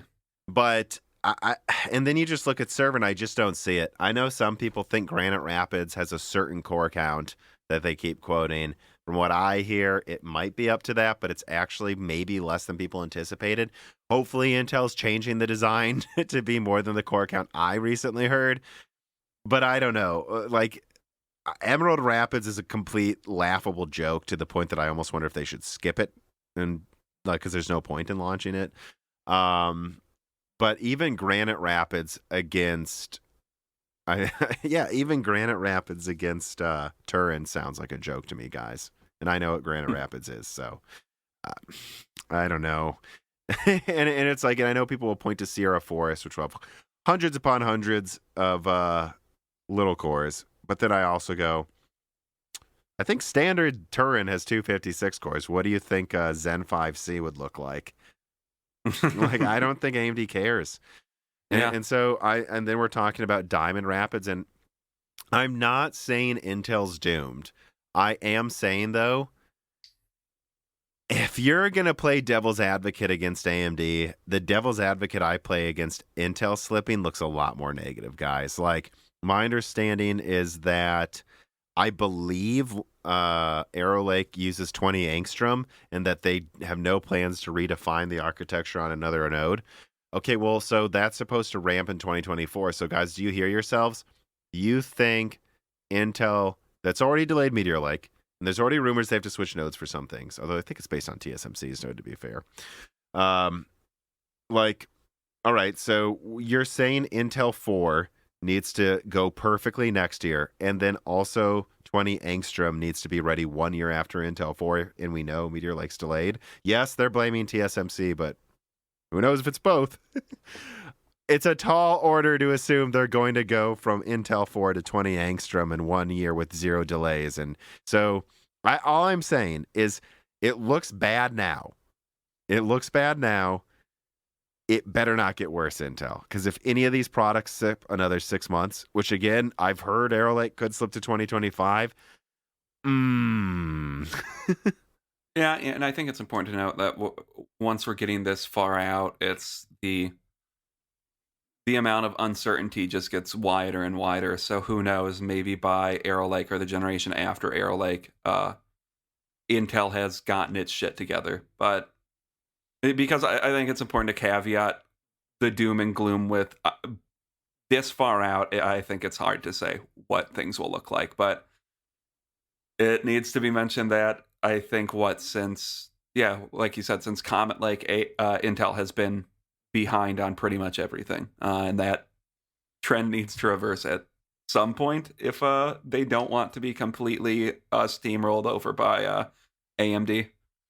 Yeah, and I asked some Intel contacts about this, like, what are you going to even do in server? And I basically got the same answer I got years ago, and I had the anonymous server engineer on, which is, well, if we need Intel, we're going to keep buying Intel. And I'm like, okay, well, before the efficiency difference between Zen 3 and your 14 nanometer 28 core chips was 3x, Turin could be 5x. I just think some more customers are going to switch them. They're losing money not buying the new chips. Like, come on. So and how much money are you losing in energy at a certain point? Yeah, exactly. So, but yeah, I the only thing I do want to just emphasize before we move on, though, is Arrow Lake sounds awesome. It all sounds great. If it slips anymore, I don't know what's going to happen. So let us move on to then story number 6. ARC release date update. Finally, last thing from that goddamn video. But sorry, guys, I didn't see that much other news the past 2 weeks. All right, final piece of the Intel leak. ARC, when is it coming out? Well, high-end Alchemist, not 100% sure if this is the top SKU, but the top-end chip should be launching on desktop to OEMs by July, supposedly by the end of this month, June. And then in July and August, we should get low-end OEM desktop, Alchemist. Late July is then when we're going to get low-end mobile availability, which, again, it's just funny that they have a release date for low-end mobile that I've been given by OEMs. I'm like, wait, isn't it supposed to be out now? And they're like, but it isn't really. So late July is when it's really out. And then August is when workstation blower cooler looking Alchemist launches. In other words, Alchemist should have everything out by August. Woo. I mean, I don't have too much to say about Alchemist at this point. It's coming out, I feel like, at a minimum 6 months later than it should have. Yeah, arguably a year, arguably 2 years. Yeah. I mean, when was that initial reveal again? Time is a... which reveal? I mean, the one where they just showed a bunch of renders, the leak I did in late 2020, I think October 2020, where I leaked the specs of the chip. No, like when they actually unveiled it. That was 2021, wasn't it? Yeah. Or when they revealed the branding for ARC. Oh, the branding, that was 2021. Now, when they actually revealed more of the specs, like the 96-bit SoC2, that was a few months ago. Okay. Yeah, so... Well, that was... Yeah, I mean, that was a few months ago. That should have been when it launched at the Yes. latest. Oh, Q1? It's not like they didn't say it was going to launch Q1. Well, we're in Q3 now, Tom, so. We're about to be in Q3. So I don't know. I mean, I guess I don't know what else there's to say about this. It seems like our suspicions we had a month ago are coming true. It's like, yep, basically Alchemist will be out 1 to 2 months before Lovelace, not half a year. And I don't know. The top chip better end up performing like a 3070 with 16 gigabytes for $400. It's going to need to be at least that to get anyone to buy it besides people looking for collector's editions. But that's the funny thing. That's what I say in the video. I think they're going to dump 95% of this volume into OEM because they know they'll sell fine there. And from what I'm hearing, the Founders Edition, the one that I had renders of in the video, and on the same day, real pictures came out of it, unfortunately. Or fortunately, depending on how you look at it. I think that limited edition is what the high-end model will be. From what I'm hearing, AIBs are running for the hills and saying, let us know when Battle Mage is actually coming out. And so I think what you're going to get if you want an A780 on desktop is just this Founders card, and there's going to be a very limited release in July or August. And yeah, I'm going to try to get one, guys, but I don't. It's basically launching too late to make a big dent in the do-it-yourself market, especially when you consider how cheap eBay cards are going to be next to it. Yeah, because like you jokingly said, or no, probably not jokingly, as they're going to be competing with $300 used 3070s probably. Yeah, pretty soon. Maybe not when it comes out, but close enough. Maybe $400 used 3070s, and there's that brand recognition, and frankly, just established reliability of a graphics brand that's been around for decades that Intel doesn't have. So makes sense that they're dumping most of it to OEMs. But I guess let's move on then to story number 7, a bit of a surprise one. AMD readies Radeon RX 6700 non-XT. All right, quoting from Tech Power Up, AMD is likely preparing to launch a new mid-range graphics card SKU positioned between the Radeon RX 6650 XT and the RX 6700 XT, the new RX 6700. It doesn't seem like the 6700 is OEM exclusively designed either to get rid of just get rid of silicon. Pictures are surfacing of Sapphire branded custom design cards, complete with box art designed to woo customers in brick and mortar stores. The RX 6700 is configured with 2304 stream processors across 36 RDNA 2 compute units out of the 40 physically present on the top Navi 22 fully enabled silicon. The memory is an interesting piece of the specs. The RX 6700 comes with 10 gigabytes of standard, presumably over a 160-bit wide GDDR6 memory bus. The writer of this, Tech Power Up, should have looked up this already exists in laptops, though. And so, yes, I mean, I'll just cut ahead then, guys. Yeah, no, this is going to be a 160-bit 10 gigabyte card, the one that you can get on laptop right now. And if people will remember, they go all the way back to my original RDNA 2 leak from September of 2020. I said the RX 6700 had a high chance of being a 160-bit bus with 10 gigabytes of RAM. So let it be known that RDNA 2 leak is still paying dividends, is being legit to this day.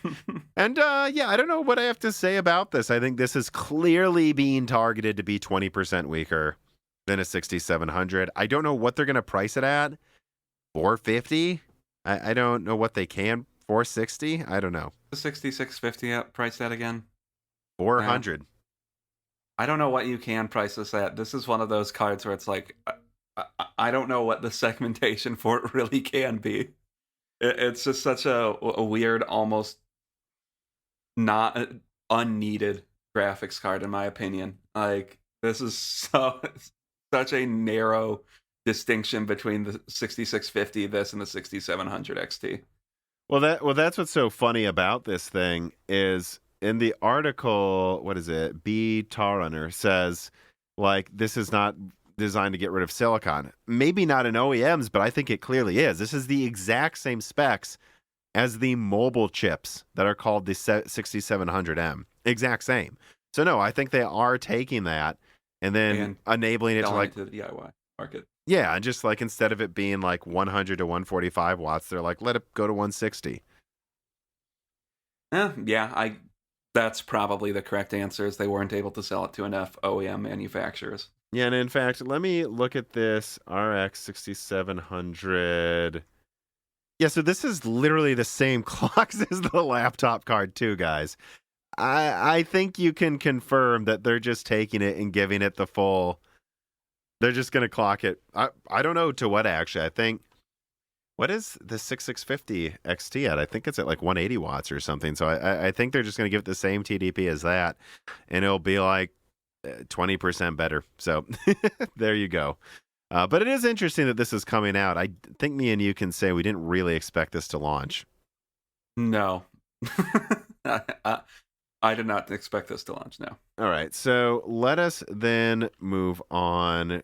Igor's lab directly suggests Lovelace can't come out till September. Anyways, quoting again from Tech Power Up, an alleged technical drawing of the PCB of a reference design labeled ADA 8102 Silicon was leaked to the web, courtesy of Igor's lab. It reveals a large GPU pad that's roughly the size of GA102, surrounded by 12 memory chips, which are likely GDDR6X. They're also provisioned for at least 24 power phases, which, by the way, I bolded that in the notes here, Dan, because I was told that's the power phases this would have had, but I couldn't tell anyone a while ago. So, although not all of them are populated by sets of chokes and Dr. Moss in the final products, Igor's have also put on timelines for the product development cycle of the next generation GeForce RTX products based on 8102, which again, everything in here, guys, I wasn't allowed to leak some of it a bit ago. This is all lining up with what I was told that led me to confirm some of my Lovelace stuff a while ago. But it says, it speaks of a bill of materials releasing in June 2022. So yeah, so I must have just had an early bill of materials before they released it.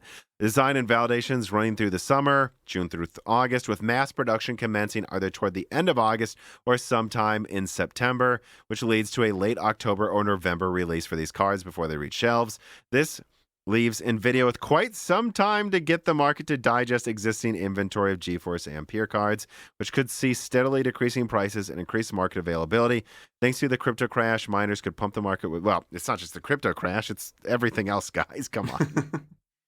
But yeah, so there it is. I thought this was an important story for us to discuss because I think what I've said is it's definitely possible they reveal Lovelace in July, but am I wrong? Am I misremembering? Me and you were hesitant to double down on some launch in July and saying, I don't think so.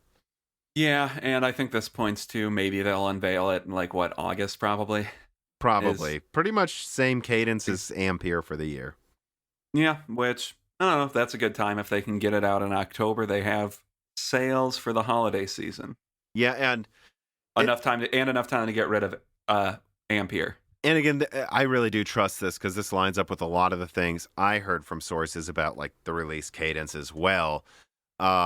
This is funny to me because it just starts making me remember all the things we heard, like people saying oh, if we have pictures of Lovelace, doesn't that mean it's 2 months sooner than before? And it's like, yeah, but do you know if the people that leaked the pictures before now know where to look sooner for the pictures to launch them sooner? That kind of stuff. You can't base a trend off of one data point. You can't even base it off of two. So yeah, I think saying, well, based on when we started seeing coolers leak, that this is going to come out in July. It's just like that. I would not bet money on, honestly, such a tenuous link between the two. Mm-hmm.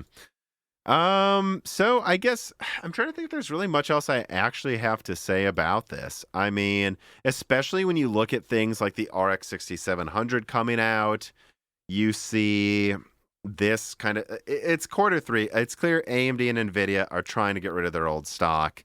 They don't see a reason to rush out the next gen yet, especially, let's just be honest, with Intel taking forever to release Alchemist. I don't think these companies feel pressured anymore. And I will say this too, because I think it's very funny.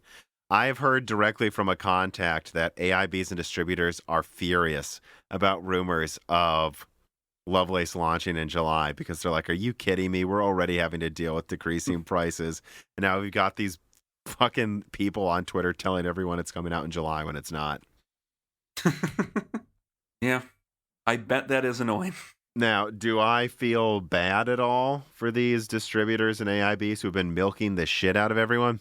No, fuck you guys. I hope you guys lose money on this. Honestly, I do. I feel bad for the micro centers and Best Buys that make only $20 to $50 per card because, whatever. But I do not feel bad for these AIBs at all that I've always been suspecting has been also lying to these mom and pop stores about how much it costs them to make the cards. But yeah, I really don't deal with it. They're selling them what they can sell them for. Exactly. And now you can't sell them for more. Get over it. Falto PS5 Series X owner writes in and he says, thoughts on the PlayStation State of Play? I personally am looking forward to Eternights and Eternights and Final Fantasy 16. I wrote that I should call him a weeb. Weeb. But yeah, no, Final Fantasy 16 looked cool. I do have it here as a final story, just briefly. I don't know if you have much to say about it. There was the PlayStation State of Play. For me, the most notable... Well, there's two notable things. Number one, this one wasn't boring as hell, as they usually are. I threw it up in the background while I was working on the Intel leaks. And I think Spider-Man coming to PC is really exciting because I want to see some benchmarks of Spider-Man ray tracing on non-console hardware. The one thing that I thought would be hilarious is if it had Nvidia black box ray tracing, but I haven't even checked how they're doing it or whatever, and I doubt that. So I don't know. I think that's exciting. We're probably going to see some interesting console comparisons to desktop hardware for ray tracing, and a game that a lot of people, including me, point to is one of the most efficient implementations of ray tracing yet. But do you have any other thoughts from the PlayStation State of Play? No, not too much. I mean, the games shown look cool. This kind of seems to be them prepping the launch of PSVR 2 to me to an extent as well, because they showed off a few PSVR games, which I'm sure Resident Evil 8 will be really cool in VR. Resident Evil 4 is exciting. Resident Evil 4 is exciting, although I think anyone with a brain knew Resident Evil 4 remake was coming. Yeah. Call of the Mountain, Horizon Call of the Mountain looks like it'll probably be cool. I'm curious how large of a game that will be. Like, are they just like repurposing the map from Forbidden West and making it a separate I have no idea how big it is. Because that's, I think, the big problem with VR is I just don't think there are that many like true full, I would say full games that are VR in general. Where I think the term a lot of people like to use with VR games is their VR experiences, because they're mostly like 2 to 3 hours. With the exception of like Half-Life Alyx. It's Half-Life Alyx and Resident Evil 7. Yeah. So it would be nice to see more game. Like, it would be cool to see full AAA games actually on VR devices, because that would possibly compel me to actually get one. Yeah. I mean, I even looked into and I think I discussed this with the Oculus dev. Fallout 4, Elder Scrolls. I looked at the reviews for it, and they were bad. They were like, this is the laziest cash grab we've ever seen. It's disorienting, doesn't run well, barely works. And they charge you $60 to get the exact same DLC again, which is insane when Resident Evil 7 just gave it to you for free. And I think 8 will as well. Like, what a bunch of bullshit. Yeah, so, I mean, that's it. I guess Borderlands 2, but it's like, well, I don't know. Why didn't you make Tiny Tina have VR support or something? Yeah. And then, I don't know, Final Fantasy 16 looks like it's probably cool. A lot less steampunky than Final Fantasy tends to be. Or whatever weird world you want to call Final Fantasy games. Yeah. But I don't know. That's pretty much all I have to say about it. I also thought Final Fantasy 16 looks pretty cool. Tick Tickler writes in, he says, hypothetical question for you gents. You want to play a PS1 game that you loved growing up. You can choose to conveniently play it on your PS5. However, if you do, you'll be playing the PAL version running at a poorly paced 25 frames per second. How would you play the game? On a related note, Tom, have you heard anything about the North American PlayStation Plus? Surely they wouldn't be that stupid. But I remember you saying the same thing in 2018 about PS Classics. Cheers. Would they be that stupid? Yeah, potentially. I wouldn't say, never put it past any of these companies. Sony's dumb all the time. And it's funny. I was on Sacred Symbols again last week, and Colin Moriarty's suggestion is maybe they use the PAL version not just for like a licensing reason, but because it comes with like 5 different language options.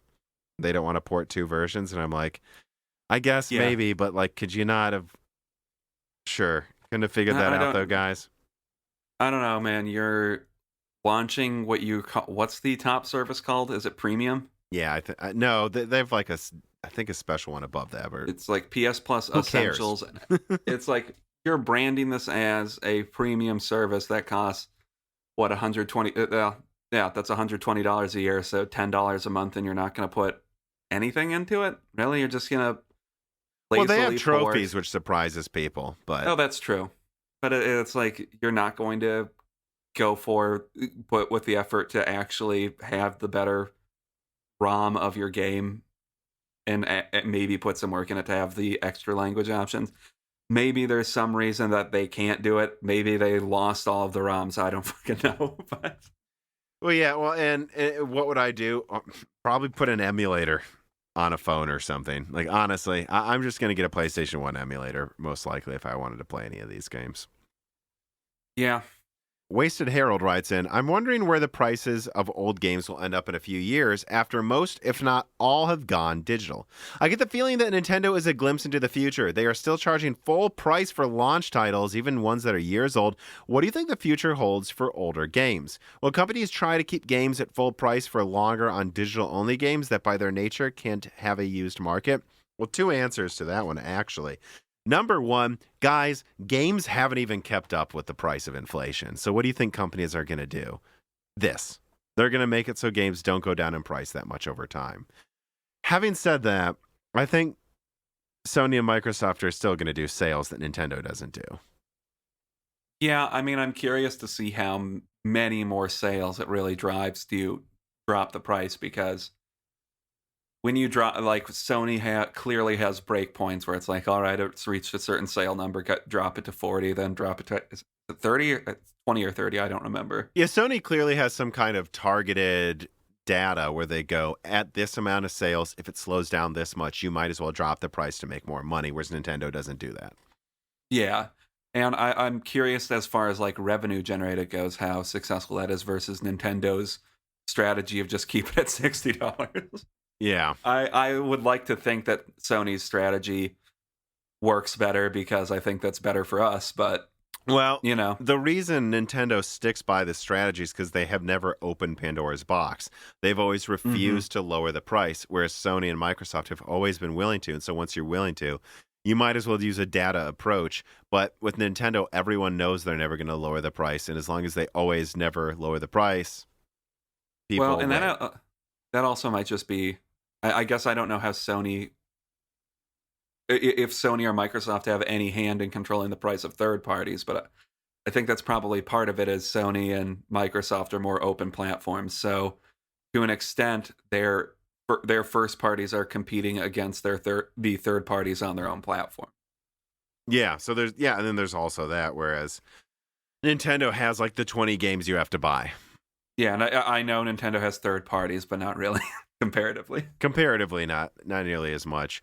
And I don't know what else to say, but I think there will always be these sales. And I've got to say that I still think that they're going to still long term do this thing where like a super old game is below $5, because when it's below $5, it's like an impulse purchase. It's like, oh, I never played that game. Now it's $2. I might as well add it to cart. And I think you have to understand that like at a certain point, if a game gets old enough, no one's buying it because they have no need to, and you might as well make it an impulse purchase, because look, they're not going to buy it unless it is an impulse purchase. Yeah, and I do have to say that I think the fact that this Series X and the PS5 still both have discs shows that that they think that's worth having in at least their premium devices still, where when you buy into their premium product, they're still competing against the used market for your dollars. So I don't think Sony will remove the disc drive in their PS4. I mean, not PS4, PS5 Pro refresh. I guess we'll see. And we'll see if they decide to remove it with the PS6, because if they remove it even at their high-end product, then yeah, I think what they're planning on doing is going for a more Nintendo style model. But again, even then, Two things to that. Number one, people keep complaining about the price going to $70 when that's not keeping up with inflation at all. Well, then this is what they do. They make it so the price never goes on sale. Number one. Number two, I don't think they're going to completely copy Nintendo, even if they do that. Yeah, I agree. All right. Let's move on then to the wrap up. All right, here's the stories that don't deserve their own stories, but we should mention. One of them, it seems like Intel's 12th gen i5 1240p beats the i7 1260p and 1270p because of slightly higher base clocks, thus showing that Alder Lake really does, if you want to go to like 6+8, it kind of needs to be a 50-watt chip to maximize its efficiency and performance. What do you, and again, guys, Raptor Lake's on the same node. What do you think is going to happen against Phoenix?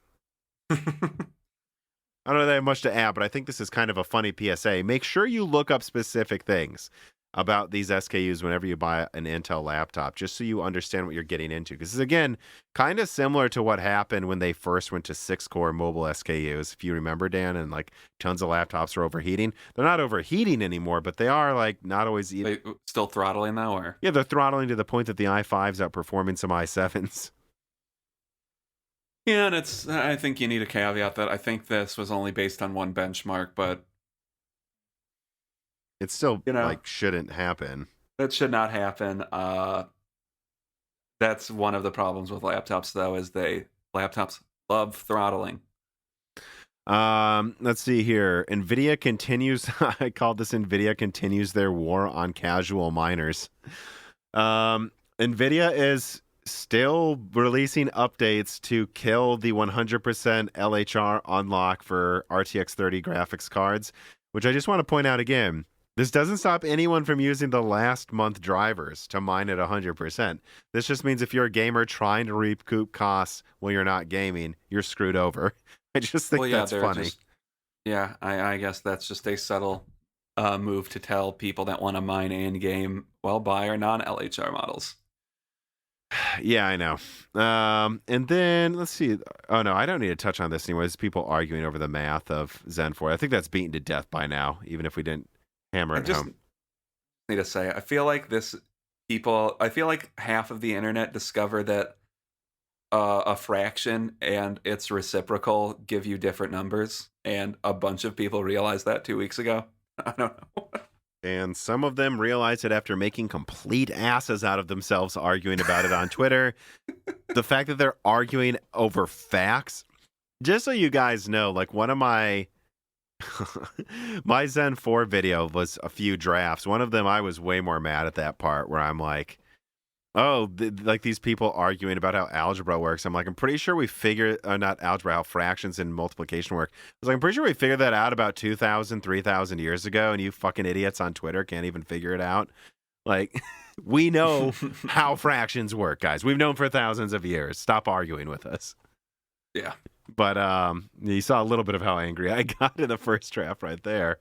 LG's new OLED TVs go up to 138 hertz 4K.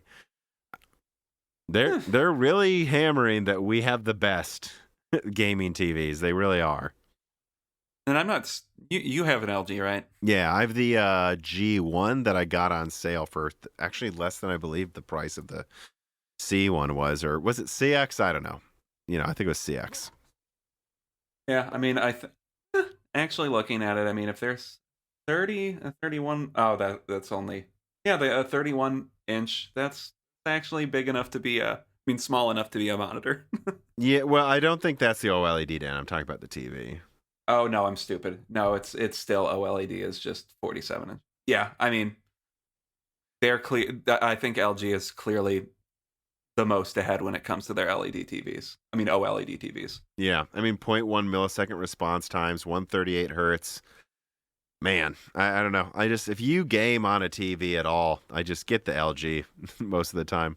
MI200 GPU clusters for large-scale AI training, 20% more performance over A100. That's why Microsoft's choosing MI200 GPUs, or really not GPUs, accelerators, WCCF tech. But, again, just pointing that out, guys. MI200's out, and Hopper is not. It's 20% better. than the previous gen. So I think people need to be ready for MI300 versus Hopper. Let's see, Intel Oh yeah, I wrote who cares. Intel Falcon Shores announced in Rialto Bridge. I tweeted this like Intel confirmed Rialto Bridge. So I think I was the first one to leak as the Ponte Vecchio successor. And I tweeted, who cares? Ponte Vecchio and Sapphire Rapids aren't out yet. Why are you telling us what comes out in 2024? Yeah, I'm worried I don't about know. Intel, guys. Let's see. Oh yeah, what is this here? This was another interesting one. I think we finally got like another. We finally have some more ARC benchmarks in laptop, and again, what we're seeing is some pretty all over the place performance and like 50% GPU usage in some apps. Again, their drivers aren't done. Lancaster Sound has been leaked by Intel themselves as well, which I think it says Kamachi and Saka said Lancaster Sound first, and I couldn't find it in my notes, but I swear someone mentioned Lancaster Sound to me before. So I've definitely heard it before from someone. So I don't know. Just thought I'd point that out. That yeah, I think that's correct. I've heard of it as well. We got some more FSR 2.0 comparisons, which looks pretty impressive in.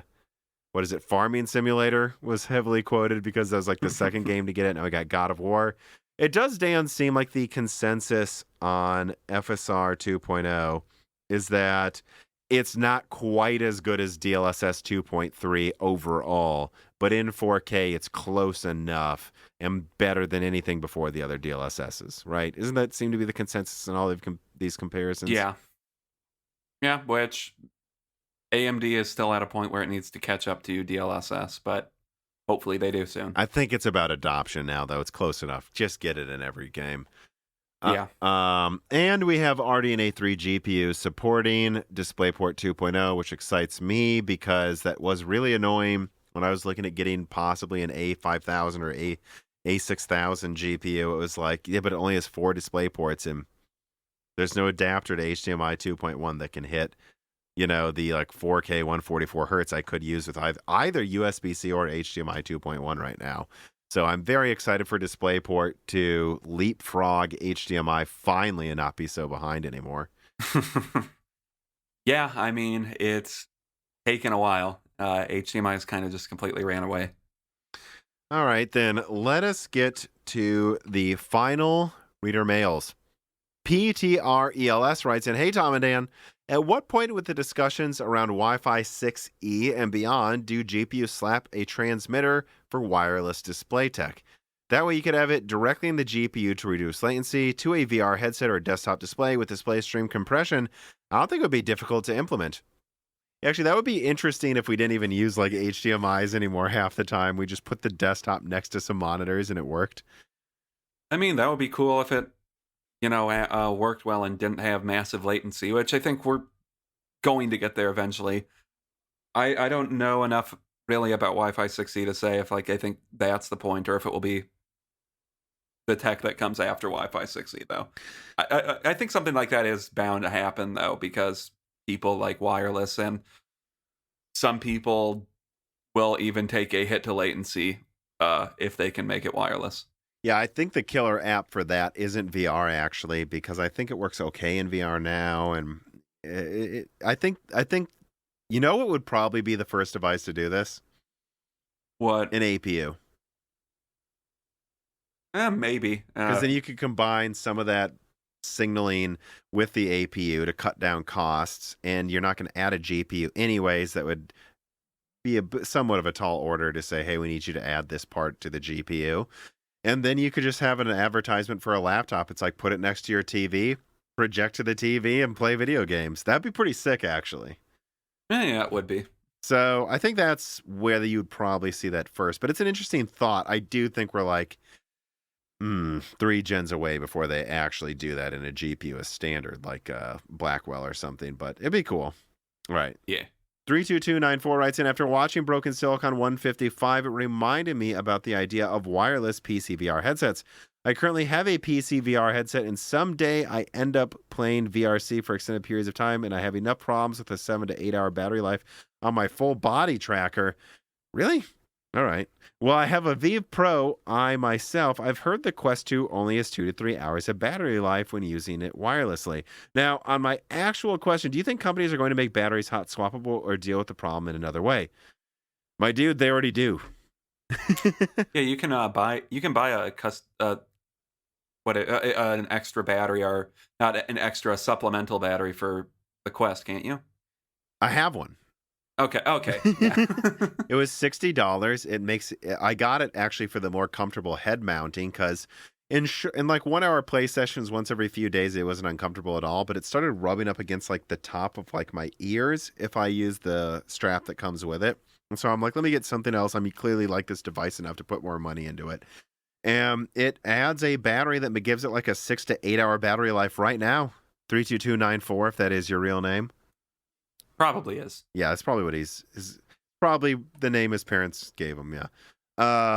I think it's already solved. Not to mention, you got to understand. Think about it. These VR devices are powered by a USB-C. What does that mean? I didn't even need that head strap with a battery in it. Technically, what I could have just done is put a power bank in my pocket and plug the USB-C into the headset, guys. It is hot swappable now. If it's powered by USB-C, it can be powered by a battery bank. Yeah, that's true. And actually, that's something I talked about with Colin Moriarty on Sacred Symbols. Is it occurred to me the best of both worlds with PlayStation VR 2 would be if it doesn't come wirelessly, but then they just say, "Hey guys, guess what? Here's a USB-C dongle. You just plug into it." I mean, that's a possibility, but I don't know. I'm curious if latency would be an issue with that. But I've been told that they had prototypes. But it works fine with the Quest 2. Why would it not work fine with this newer device? I mean, just because you're adding an extra step to it, right? Like you're plugging in a USB dongle that then would connect to the PS5. I don't see that's any different than a Wi-Fi module connecting to it. You're probably right. I mean, the way modern USB-C works, Dan, it's just like half the time using PCIe lanes. So yeah, that's true. So no, it's feasible if Sony wants to do it. Spamton Neo writes in, he says, I'll keep this short. Now that AMD has an iGPU on it, most likely all AM5 CPUs will as well. Once they have better software support, would it make sense to have Threadripper and EPYC with the GPU on the respective I/O dies for extra boosts in productivity, or would they just put accelerators instead?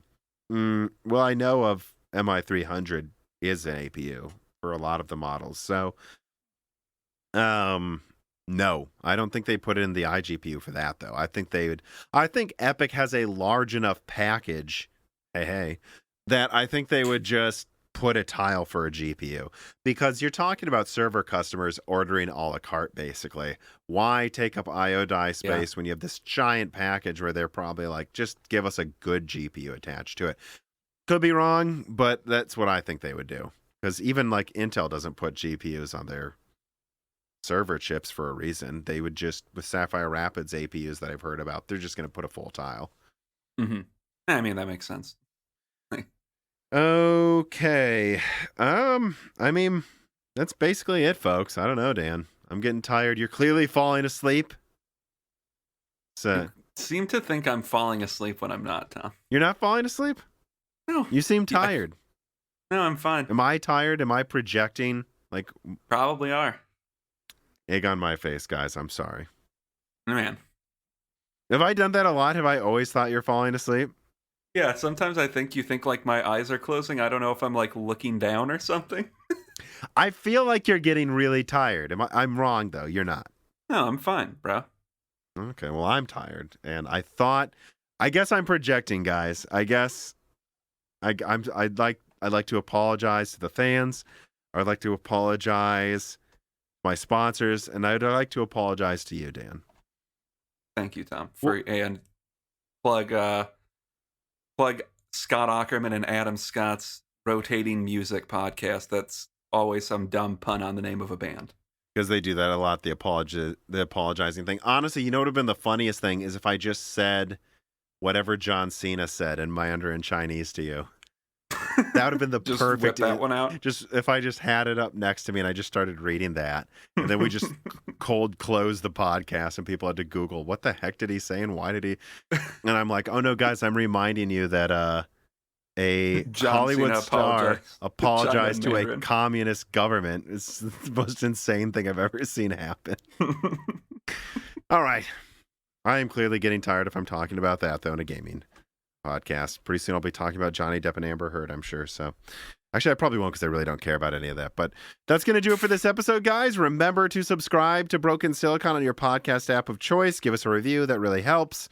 Subscribe to Moore's Law is Dead. Bring the bell button on there. And, of course, support us on Patreon where you can get this episode early and ad-free. Submit the reader mails you've been hearing read. Could be you. Can talk to the fans and me afterwards on the Discord if you support us. And, of course, you can ask us questions and get Die Shrink, a completely Patreon-exclusive podcast as well. And there's also like free questions for loose ends for the right tiers, voting on subjects of upcoming Die Shrinks. It's a ton of stuff there for us. If you can even have $2 a month to support us on Patreon, we can't do it without our fans. And well, that's it. I guess goodbye. Bye, everyone. This podcast was brought to you by the YouTube channel and website Moore's Law is Dead. Moore's Law is Dead and Broken Silicon are trademarks of their creator, Tom. That guy is me, and I am indeed the creator, editor, writer, and showrunner of Moore's Law is Dead podcasts, videos, articles, and other media. However, I don't do this alone. Moore's Law is Dead is a team, with Broken Silicon co-hosted by my brother, Dan, audio editing by Gerard Cortez, and special assistance by Carbon Cry. Find all of our information, including the information of sponsors you can support, at www.mooreslawsdead.com. If you would like to send fan mail or hardware to us, please mail parcels to Moore's Law is Dead at P.O. Box 60632 in Nashville, Tennessee, zip code 37206. And speaking of fans, patrons are what makes Moore's Law is Dead content possible. The aging business model of spamming ads all over the content is dying. The future of media will be built on fans paying for the content they actually want to exist.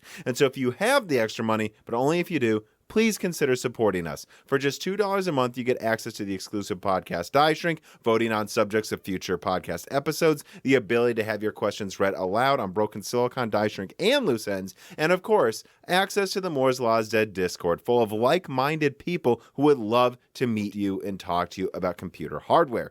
I am one of them. Additionally, higher tiers get access to ad-free episodes of Broken Silicon, the entire back catalog of Flyover States podcasts and other projects Moore's Law is Dead has done, and thanks in the credits of videos and other perks as well. And hey, if you can't afford to support us, please do share Moore's Law is Dead videos and podcasts with friends and family on social media, Reddit, and forums. And give Broken Silicon a 5-star review on Apple Podcast or your preferred podcast app. All of this really does help so much. And if you'd like to advertise on the podcast, hire Tom for consulting, or are a person of interest who would like to be a guest, please reach out to the email address mlhbdead@gmail.com. But as I said, this podcast would not be possible without its patrons supporting it, and so now it is time to give a personal thanks to the greatest of the fans. The following supporters are at the 10 gigahertz or higher producer levels: Brad Medlin, Drita Full, AV, Anthony Greffa, Greg Pataki, Muhammad Al-Kwari, Brett Jones, Aaron Close, Little Germany, Jan Runner, Daniel Hyde, Ivan K., Brian Riggleman, Joaquin Hagan, Sam Miller, Deke, Thomas Rupp, Mechanical Philosopher, Terrence Harris, SNES Chalmers, Tom Bailey, Greg T. Wanchuk, Andrew S., Frank Zielinski, Daniel D., MJB1, Eric Jackson, Justice Brennan, Sammy Good, Valco Malev, The Boss Haas, Nicholas Buckner, Spamtum G. Spamtum, Jonathan, Michael Johnson, General Drips, Blake, Franco Frederic, Matthew Lazier, Jensen Wang, Nathan Mose, Aziris, Gregory S. Acker, Dominique Koch, Jake Dude 23, Jake Martin, My Name is Nobody, Caillou Markelli, Hard4Room.com, Original Ross, Slicky, Stefan, David Cowden, Ricky Tan, Christopher Butler, Jeremy Scallon, Sarcastra, Stephen Hart, Jason B., Meat and Pork, Stu, Tim Robb, Luis Correa, Ian Clifford, Jesse Jaskowiak, Travis Gooding, Holden Mobley, Nanny and Chris Rich, Deepest Learners, Matt Sutsu Taylor, Stephen Coates, Michael McKee, Chuck Glidden, Sammy Malas, Greg, Trini, Patrick Groh, Ariel Chief, Brett Summers, Denny Nugent, Stephen Dick, Tommy, Kunden, Brucha, Mark Mitchell, Mac Daffy, Delmaine Peterson, James Anderson, Y. Truey, Mark Raidmaker, Seth Domings, 3DS Boy 08, Hal Booma, Nerithiel, Matthew Landavazo, Stefan, Call Addict, Henry Zhang, Judson N, F7GOS, The Grid, Michelle Pell, D31337 Antics, Jason Bowen, Noah Nocoella, Hexapuma, Chrysantine, Jerome Ferriera, Zabeto3, D-Sis, Thomas A. Teef, Klein Britannium, DNA Tech, 50C Desert, Exo Cisneros, Royce Mayer, Charles Russell, Reginald Ari, Morphisis, Teak Autumn, Jackson Miller, JSMMH, Sandy, Garrido Saunderson, David Eastland, Cameron, Andre Jacques, Damon Six Reagan, Jeff Seller, Eric Osborne, Loophole 35, Windstar, Joker, James I. Roundner, Corey Leonard, Semi Molas, John Shin, and of course, thank you to Sahara for the music.